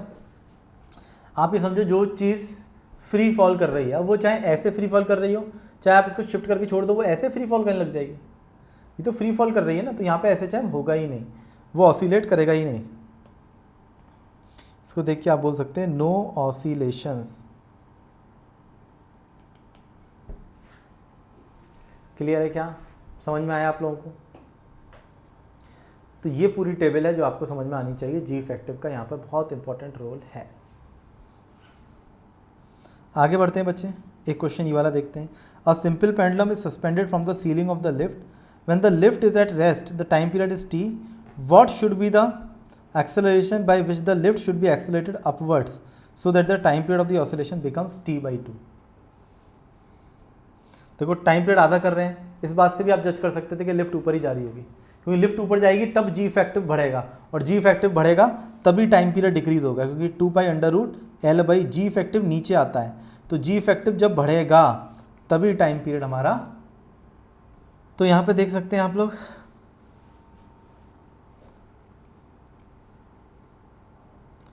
द लिफ्ट रेस्ट पे थी तो टाइम पीरियड t था, तो t हो जाएगा 2π√L/g, और t डैश t/2 जो उसने बोल रखा है वो हो जाएगा 2π√L/g+a। कौन सा केस है? अपवर्ड वाला केस है। तो अपवर्ड अगर लिफ्ट जा रही होगी a से, तो अंदर के रेस्पेक्ट में g और a दोनों नीचे की तरफ होगा, तो g+a हो जाएगा हमारे पास g इफेक्टिव।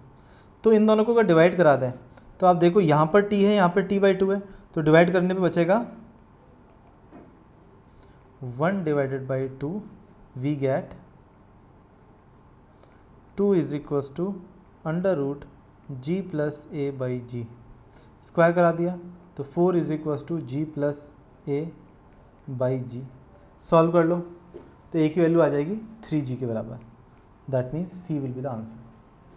देखो समझ में आ रहा है क्या?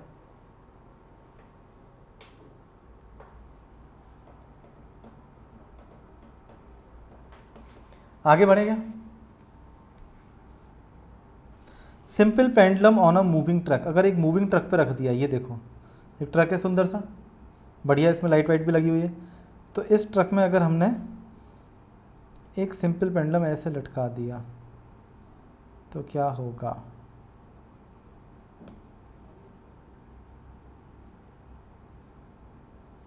नीचे की तरफ जी है, इस तरफ ए है। अगर हम ट्रक के रेस्पेक्ट में बैठ जाएं तो इस तरफ ए हो जाएगा, नीचे की तरफ जी हो जाएगा। तो यहाँ पर हम बोल सकते हैं जी इफेक्टिव हो गया जी, तो 2 pi under root L by g. ये तो पहले से था जब truck moving with constant velocity से होगा। बट अगर इसको एक्सेलरेशन ए से चला दिया तो आप सबसे पहले तो ये समझिए इसकी जो मीन पोजीशन है वो शिफ्ट हो जाएगी। और मीन पोजीशन कहाँ पे आ जाएगी? मीन पोजीशन आ जाएगी जहाँ पर भी इफेक्टिव जी आएगा, और इफेक्टिव जी जो होगा वो under root of g square plus a square के बराबर होगा। तो टाइम पीरियड आ जाएगा 2 pi under root of l upon under root of g square plus a square. G effective बदल जाएगा क्योंकि ए इधर है, जी इधर है, तो जी इफेक्टिव जो होगा वो पाइथागोरस थ्योरम से हमारे पास निकल के आ जाएगा under root of g square plus a square, और फॉर्मूले में डाल दो, डायरेक्ट हमारा आंसर आ जाएगा।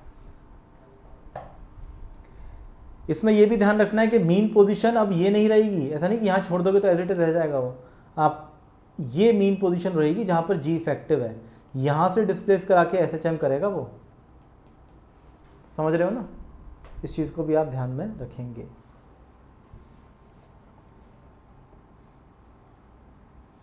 आगे बढ़ें, इसको देख लेंगे।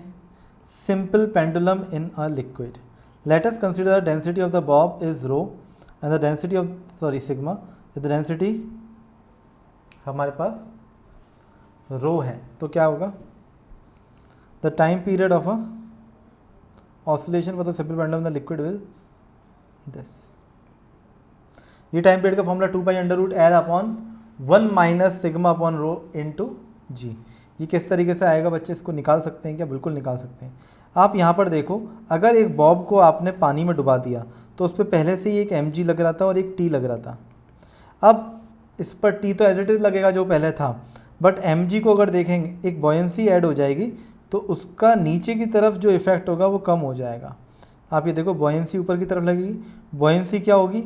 बॉयंसी होगी rho of liquid into v into g. V कितना है? जितना भी सबमर्ज्ड वॉल्यूम था, टोटली सबमर्ज्ड है। यहाँ पे मास कितना हो जाएगा? Sigma into v. तो आप अगर नीचे की तरफ फोर्स देखोगे, ऊपर की तरफ तो टी एज इट इज है, नीचे की तरफ आप देखोगे तो आप लिख सकते हो इस बॉब पर कि नीचे की तरफ फोर्स हो जाएगी mg माइनस बी। इस तरीके से लिखा जा सकता है, और ऊपर टी एज इट इज। तो mg माइनस बी को लिखा जा सकता है sigma we ji minus rho v जी। ठीक है, तो ये एफ बी डी बन जाएगा मेरे पास।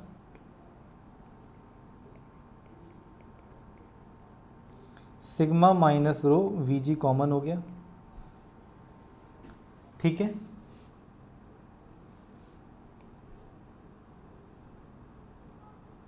ये आ गया मेरे पास एम जी की जगह पे।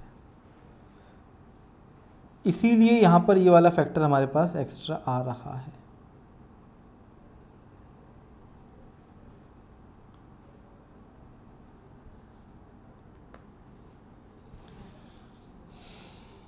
तो अगर इसको मैं बोल दूं कि ये मेरे पास m इंटू जी इफेक्टिव के बराबर है, तो आप देखो m इंटू जी इफेक्टिव आ कितना जाएगा? मास कितना था? Sigma into v into g effective. अब आप देखो यहाँ पर v से v कट गया, सिग्मा से डिवाइड कर दिया तो जी इफेक्टिव बन गया 1 माइनस रो बाई सिग्मा। ये जी इफेक्टिव आ गया तो टाइम पीरियड आ गया 2 pi under root of l upon 1 minus rho by sigma into जी। एक जी भी है ना ये वाला। So this will be the answer जो हमने यहाँ पर देखा था।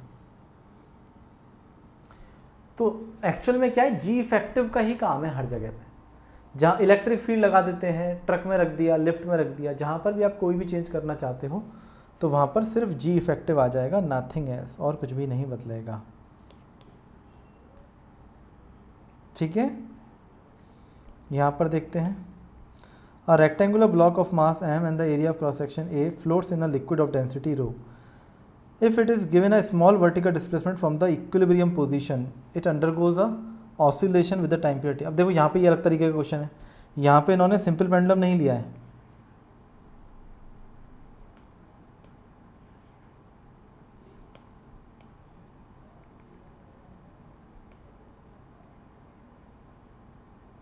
इस तरीके से ले लीजिए। Rectangular block of mass m, area of cross section area a है, इसका टोटल मास एम है, floats in a liquid of density rho. If the given it is given a small displacement from the equilibrium position and it undergoes a oscillation. ठीक है, इसको यहाँ से displace कर दिया। तो लेट से मान लो इसकी ये जो लेंथ है ये है इसकी x और ये टोटल हाइट थी h। ठीक है, ये जब इक्विलिब्रियम में था तो mg को बैलेंस कर रहा होगा रो ax इंटू जी, ये इसको बैलेंस कर रहा होगा इक्वेशन 1 जब ये फ्लोट कर रहा था। तो सबमर्ज्ड वॉल्यूम कितनी हो जाएगी, आप देखो ये x into area of cross section ax, this is the submerged volume, density of a liquid into g, this is the buoyancy. तो बॉयंस फोर्स ने mg को बैलेंस कर रखा होगा इनिशियली। अब वो कह रहा है स्मॉल डिस्प्लेसमेंट, उसको हमने शिफ्ट कर दिया। स्मॉल डिस्प्लेसमेंट लेट से हम लिख लेते हैं, इसको x की जगह पे कुछ और ले लेते हैं ताकि स्मॉल डिस्प्लेसमेंट को x मान पाए हम लोग। एक काम करते हैं, इसको ले लेते हैं l, ठीक है, और स्मॉल डिस्प्लेसमेंट को हम लोग x मान लेते हैं।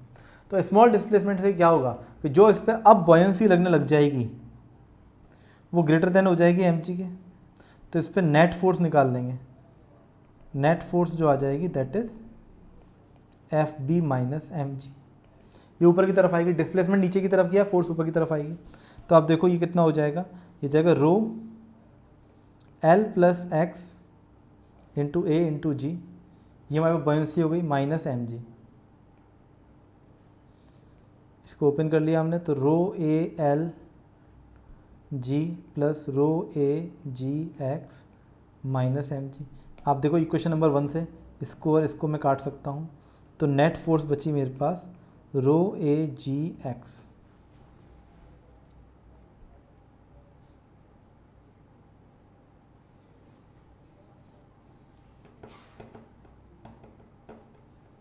क्लियर है क्या? अब अगर नेट फोर्स मेरे पास बची है रो ए जी एक्स, तो एक्सेलरेशन हो जाएगा मास से डिवाइड करा दो। क्लियर? तो this is equals to the omega square for S H M.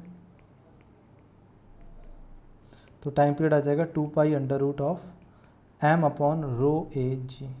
अब क्वेश्चन में क्या पूछा गया था, टाइम पीरियड पूछा गया था, किस पे डिपेंड करेगा, एरिया और रो और एम के साथ। तो यहाँ पे देख सकते हैं time period is proportional to under root m, time period is inversely proportional to root a, time period is inversely proportional to 1 upon root rho. तो पहला दूसरा गलत है, तीसरा ऑप्शन सही है, तो C will be the right answer. Clear है क्या? कोई परेशानी आपको कहीं पर भी, किसी भी पॉइंट में, किसी भी स्टेप में? समझ सकते हैं आप लोग? आगे बढ़ूँ मैं।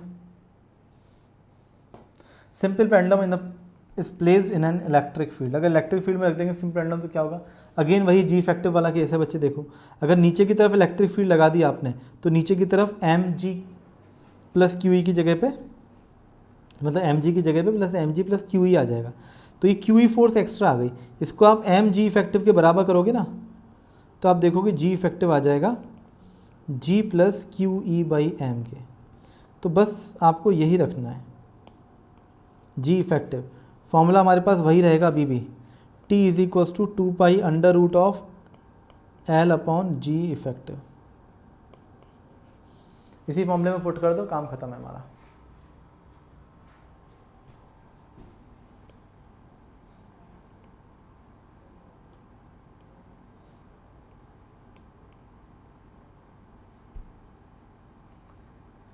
ठीक है क्या?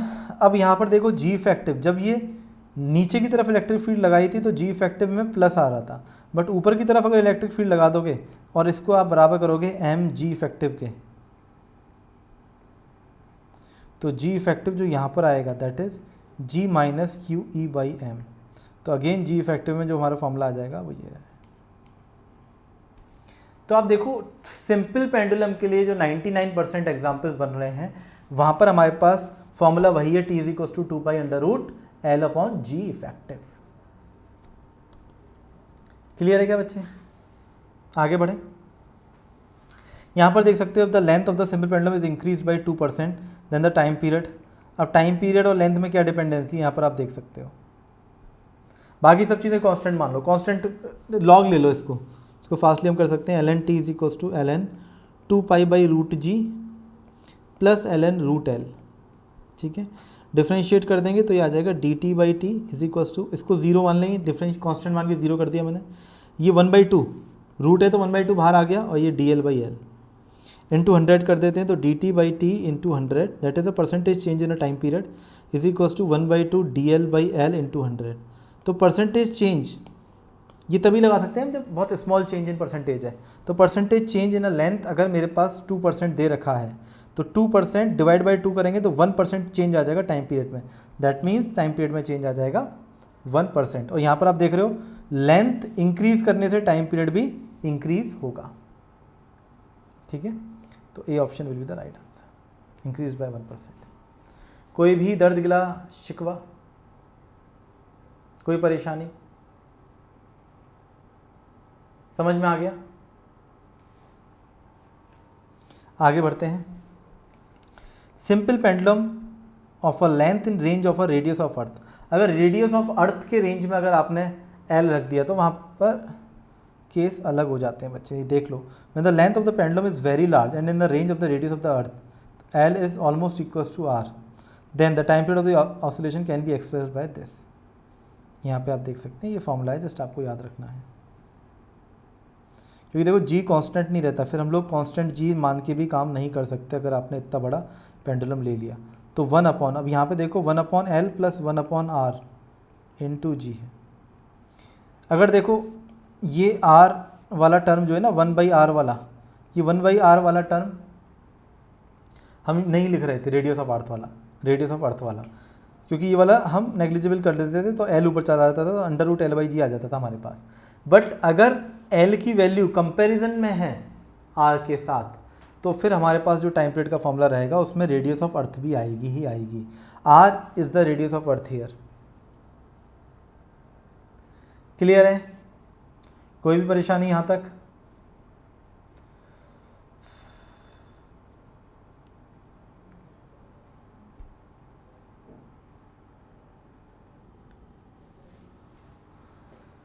तो सेकंड पेंडुलम की बात करें बच्चे, सेकंड पेंडुलम नाम से आता है हमारे पास। क्या होता है second pendulum? Second pendulum is a pendulum having the time period 2 seconds. ऐसा सिंपल पेंडुलम जिसका टाइम पीरियड 2 सेकंड्स होता है, इसको हम लोग सेकंड पेंडुलम बोलते हैं। और क्या क्या खास बात होती है इसमें? Second pendulum takes 1 second to move from one extreme to second extreme. आप ये समझो सेकंड पेंडुलम क्या होता है, एक पूरा जो ऑसिलेशन होता है वो 2 सेकंड में करता है। तो अगर एक एक्सट्रीम पर आपने उसको छोड़ा तो दूसरे एक्सट्रीम तक पहुंचने में 1 सेकंड लगाएगा। अगर यहाँ पे t इक्वल्स टू 0 मान लो तो 1 सेकंड यहाँ लगेगा, फिर 1 सेकंड वापस से, तो t इक्वल्स टू 2 पे वापस यहाँ आ जाएगा, सेम फेज में आ जाएगा। तो 2 सेकंड में वो वापस से सेम फेज में आ जाता है, इसलिए उसको हम सेकंड पेंडुलम बोलते हैं। 2 सेकंड इसका टाइम पीरियड, इसकी लेंथ होती है 1 मीटर, तब हम ये बात कह पाते हैं। The length of the second pendulum of the surface from on the surface of the earth is L equals to 1 metre. जब हम G को 9.8 ले लेते हैं तो ऑलमोस्ट इस तरीके से मेरे पास L की वैल्यू 1 मीटर आ जाती है। आप बस T के फॉर्मूले में टाइम पीरियड को 2 सेकंड्स रख दो, आपके पास लेंथ 1 मीटर आ जाएगी, ठीक है। तो this is all about the linear SHM और एंगुलर एसएचएम। तो ये टॉपिक आपका खत्म हो रहा है बच्चे। क्वेश्चन देख लेते हैं इसके ऊपर। 2 simple pendulum of the length 5 metre and 20 metre respectively are given a small linear displacement in one direction at the same time. Same time पे दोनों को एक ही डायरेक्शन से छोड़ दिया, तो एक ही फेज में थे, वो एक ही फेज में होंगे, मतलब एक ही साथ होंगे। They will again be in the same phase when the pendulum of the shorter wavelength has complete. अच्छा देखो शॉर्टर लेंथ ये है 5 मीटर दे रखी है, 20 मीटर दे रखी है। एक L1 दे रखी है 5 मीटर और L2 दे रखी है 20 मीटर, ठीक है। तो यहाँ पर हम लोग फ्रीक्वेंसी के बारे में बात कर लेते हैं बच्चे। फ्रीक्वेंसी F1, ठीक है। फ्रीक्वेंसी हो जाएगी 1/T, ठीक है। तो 1/2π√G/L। तो अगर यहाँ पे मैंने L को L1 ले लिया और 1/2π√G/L2 ले लिया और F1/F2 निकाल लिया, तो आप देखो F1/F2 हमारे पास कितना आ जाएगा, ये आ जाएगा √L2/L1। तो F1 is equal to L2 की वैल्यू 20 है, 20/5 कर दिया मैंने तो 4 आ गया, अंडर रूट के अंदर 4 करेंगे तो 2 आ जाएगा। तो F1 बाई F2 आ गया 2 के बराबर, तो F1 is equal to 2F2। छोटे वाले की जो फ्रीक्वेंसी है वो ट्वाइस है, मतलब जब छोटा वाला जो हमारे पास पेंडुलम है जिसका 5 मीटर लेंथ है, वो जब एक चक्कर लगाएगा तो बड़े वाले का आधा ही लगा होगा।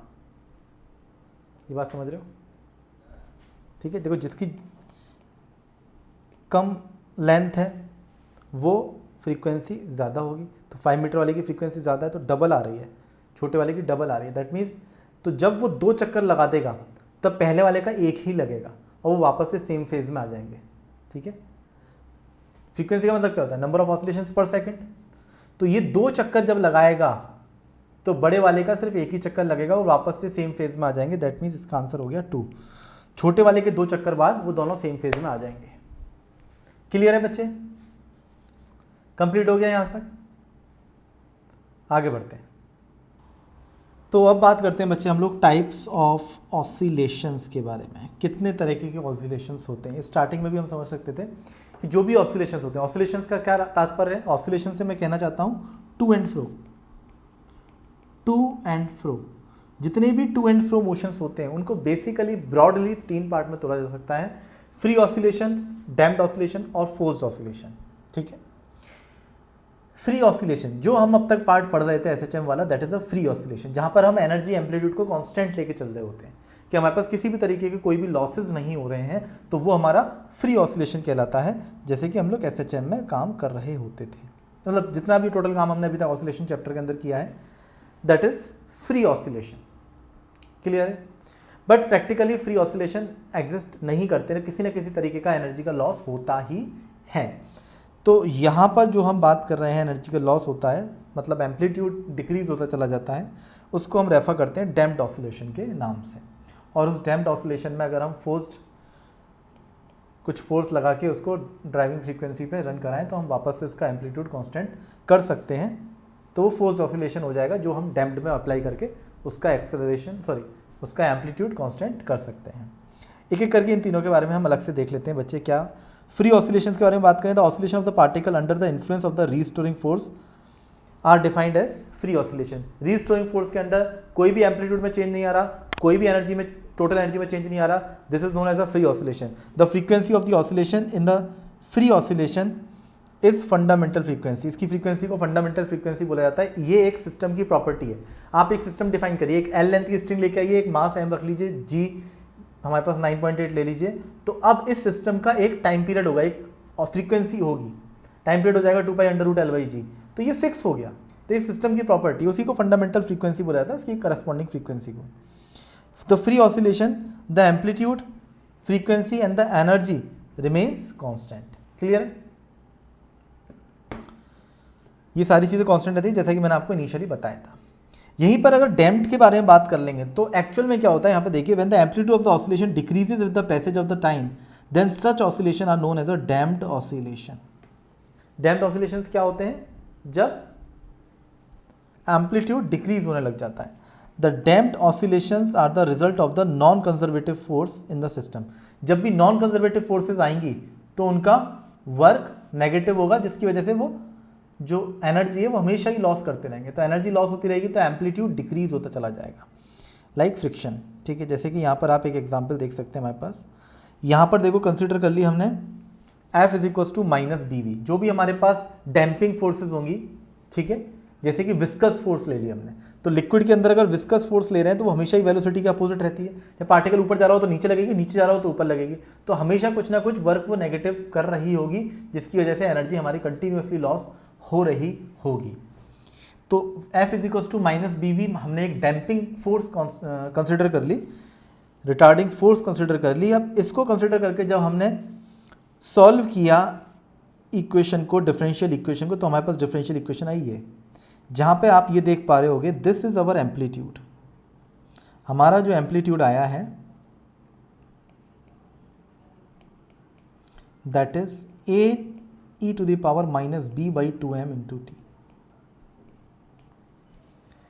This is the amplitude. यहां पर आप देख रहे हो amplitude does not constant, in fact at t equals to 0, amplitude is equals to a at t equals to infinite.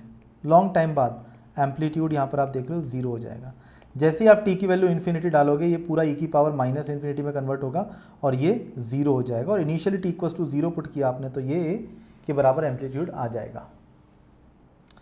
तो एम्पलीट्यूड टाइम के साथ चेंज हो रहा है। आप ये b/2m को एज अ कांस्टेंट भी ट्रीट कर सकते हो। इसको आप लिख सकते हो a e to the power minus some kt, ठीक है। मतलब एक्सपोनेंशियली डिक्रीमेंट है एम्पलीट्यूड के अंदर, ठीक है। इसका अगर ग्राफ बनाए हम लोग तो यहाँ पर आप देख सकते हो दिस इज द एम्पलीट्यूड, ये एम्पलीट्यूड है। ये आपको जो डैश वाली लाइन दिख रही है दिस, ये आप देख रहे हो एम्पलीट्यूड डिक्रीज हो रहा है एक्चुअल में, और वो किस इक्वेशन के साथ डिक्रीज हो रहा है, इस एम्पलीट्यूड की इक्वेशन के साथ। For a small retarding force the oscillatory character of motion is preserved but the amplitude decreases exponentially with respect to the time as shown in the diagram. तो ये डायग्राम बहुत ही इंपॉर्टेंट है बच्चे। Exponentially decrease in the amplitude आपको show होता है damped oscillations के अंदर। क्लियर है। यहाँ पर आप एक चीज़ समझ सकते हैं, जो इसके लिए फ्रीक्वेंसी यहाँ पर आपको दिख रही है, angular frequency omega dash, that is equals to omega under root के अंदर ओमेगा स्क्वायर माइनस b/2m का होल स्क्वायर।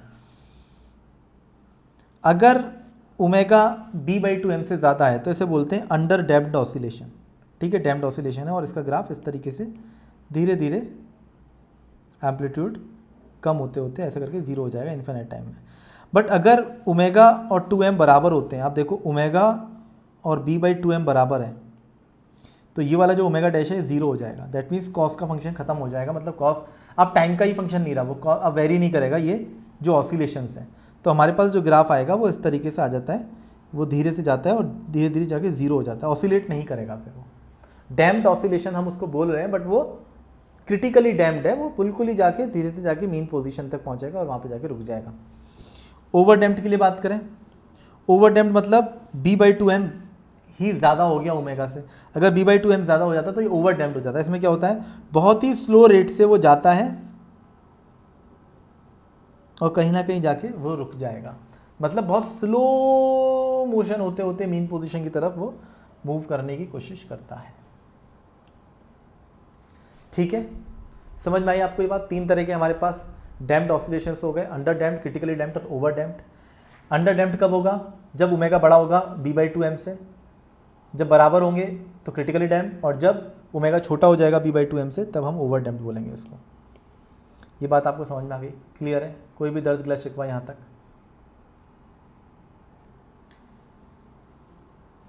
अगर एनर्जी के बारे में बात कर ली जाए यहाँ पर, एनर्जी ऑफ अ ऑसिलेटर, तो आपको पता है एनर्जी हमारे पास, टोटल एनर्जी के बारे में बात करें, टोटल एनर्जी हमारे पास हाफ KA² हो जाती थी SHM के अंदर। बट यहाँ पर जो एम्पलीट्यूड है वही वेरी कर रहा है। तो अनडैम्प्ड ऑसिलेशन की बात करें जो कि फ्री ऑसिलेशन था, the amplitude of the oscillation is constant in undamped oscillation, thus the mechanical energy of the oscillator is given by E is equals to half KA²। समझ में आ रही है बात। और अगर डैम्प्ड ऑसिलेशन की देखें यहीं पे, तो amplitude of the oscillation is not constant in the damped oscillation, thus the mechanical energy वो इस तरीके से हमारे पास as a function of time आ जाएगी, जिसमें हाफ के A की जगह पे आ जाएगा a e⁻b/2m × t का होल स्क्वायर। अब यहाँ पर भी आप देख सकते हो t इक्वल्स टू 0 पर एनर्जी जो है उसकी वो वही है जो सिस्टम के पास फ्री ऑसिलेशन में हमने पढ़ी half k²। But t equals to infinity पे E भी 0 जा रही है, मतलब एनर्जी उसकी लॉस हो रही है कंटिन्यूसली। अब एनर्जी कंटिन्यूसली लॉस हो रही है तो वो हम एम्पलीट्यूड से दिखा सकते हैं, क्लियर है। तो ये आपको याद होना चाहिए, क्लियर है। इस पर क्वेश्चन देख लेते हैं। When an oscillator completes 100 oscillation, that means time, एक लेट्स से एक टाइम पीरियड है t, तो टाइम लगा होगा 100t में उसने ऑसिलेशन कंप्लीट की है, तो its amplitude reduces to 1/3 of the initial value. What will be the amplitude when its completes 200 oscillation. तो इसका एम्पलीट्यूड देखो कितना हो गया, a0 e⁻ लिख लेता हूँ इसको, ठीक है ना। तो 100t पर इसका हो गया होगा a0 e⁻k 100t के बराबर a1, और a2 हो गया होगा a0 e⁻k टाइम्स 200t। इसको ऐसे भी लिखा जा सकता है a2 को a0 e⁻k 100t का बी होल स्क्वायर।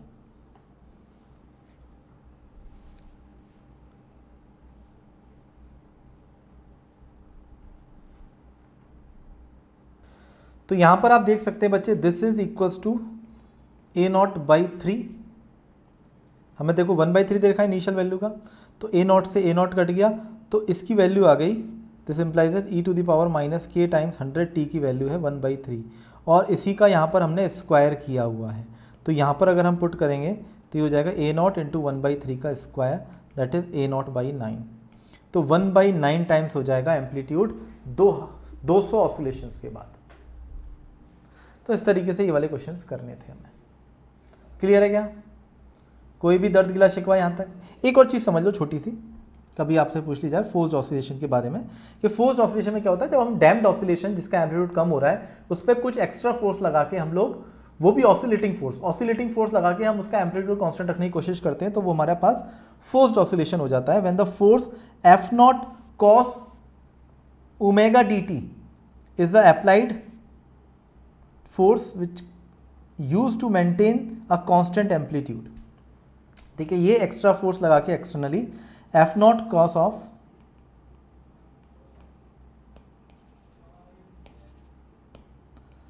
एफ लगा दी हमने, F not cos of omega d T.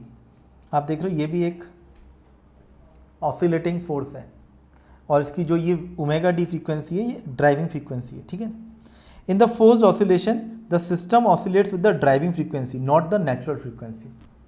वो ड्राइविंग फ्रीक्वेंसी के साथ ऑसिलेट करता है, नॉट अ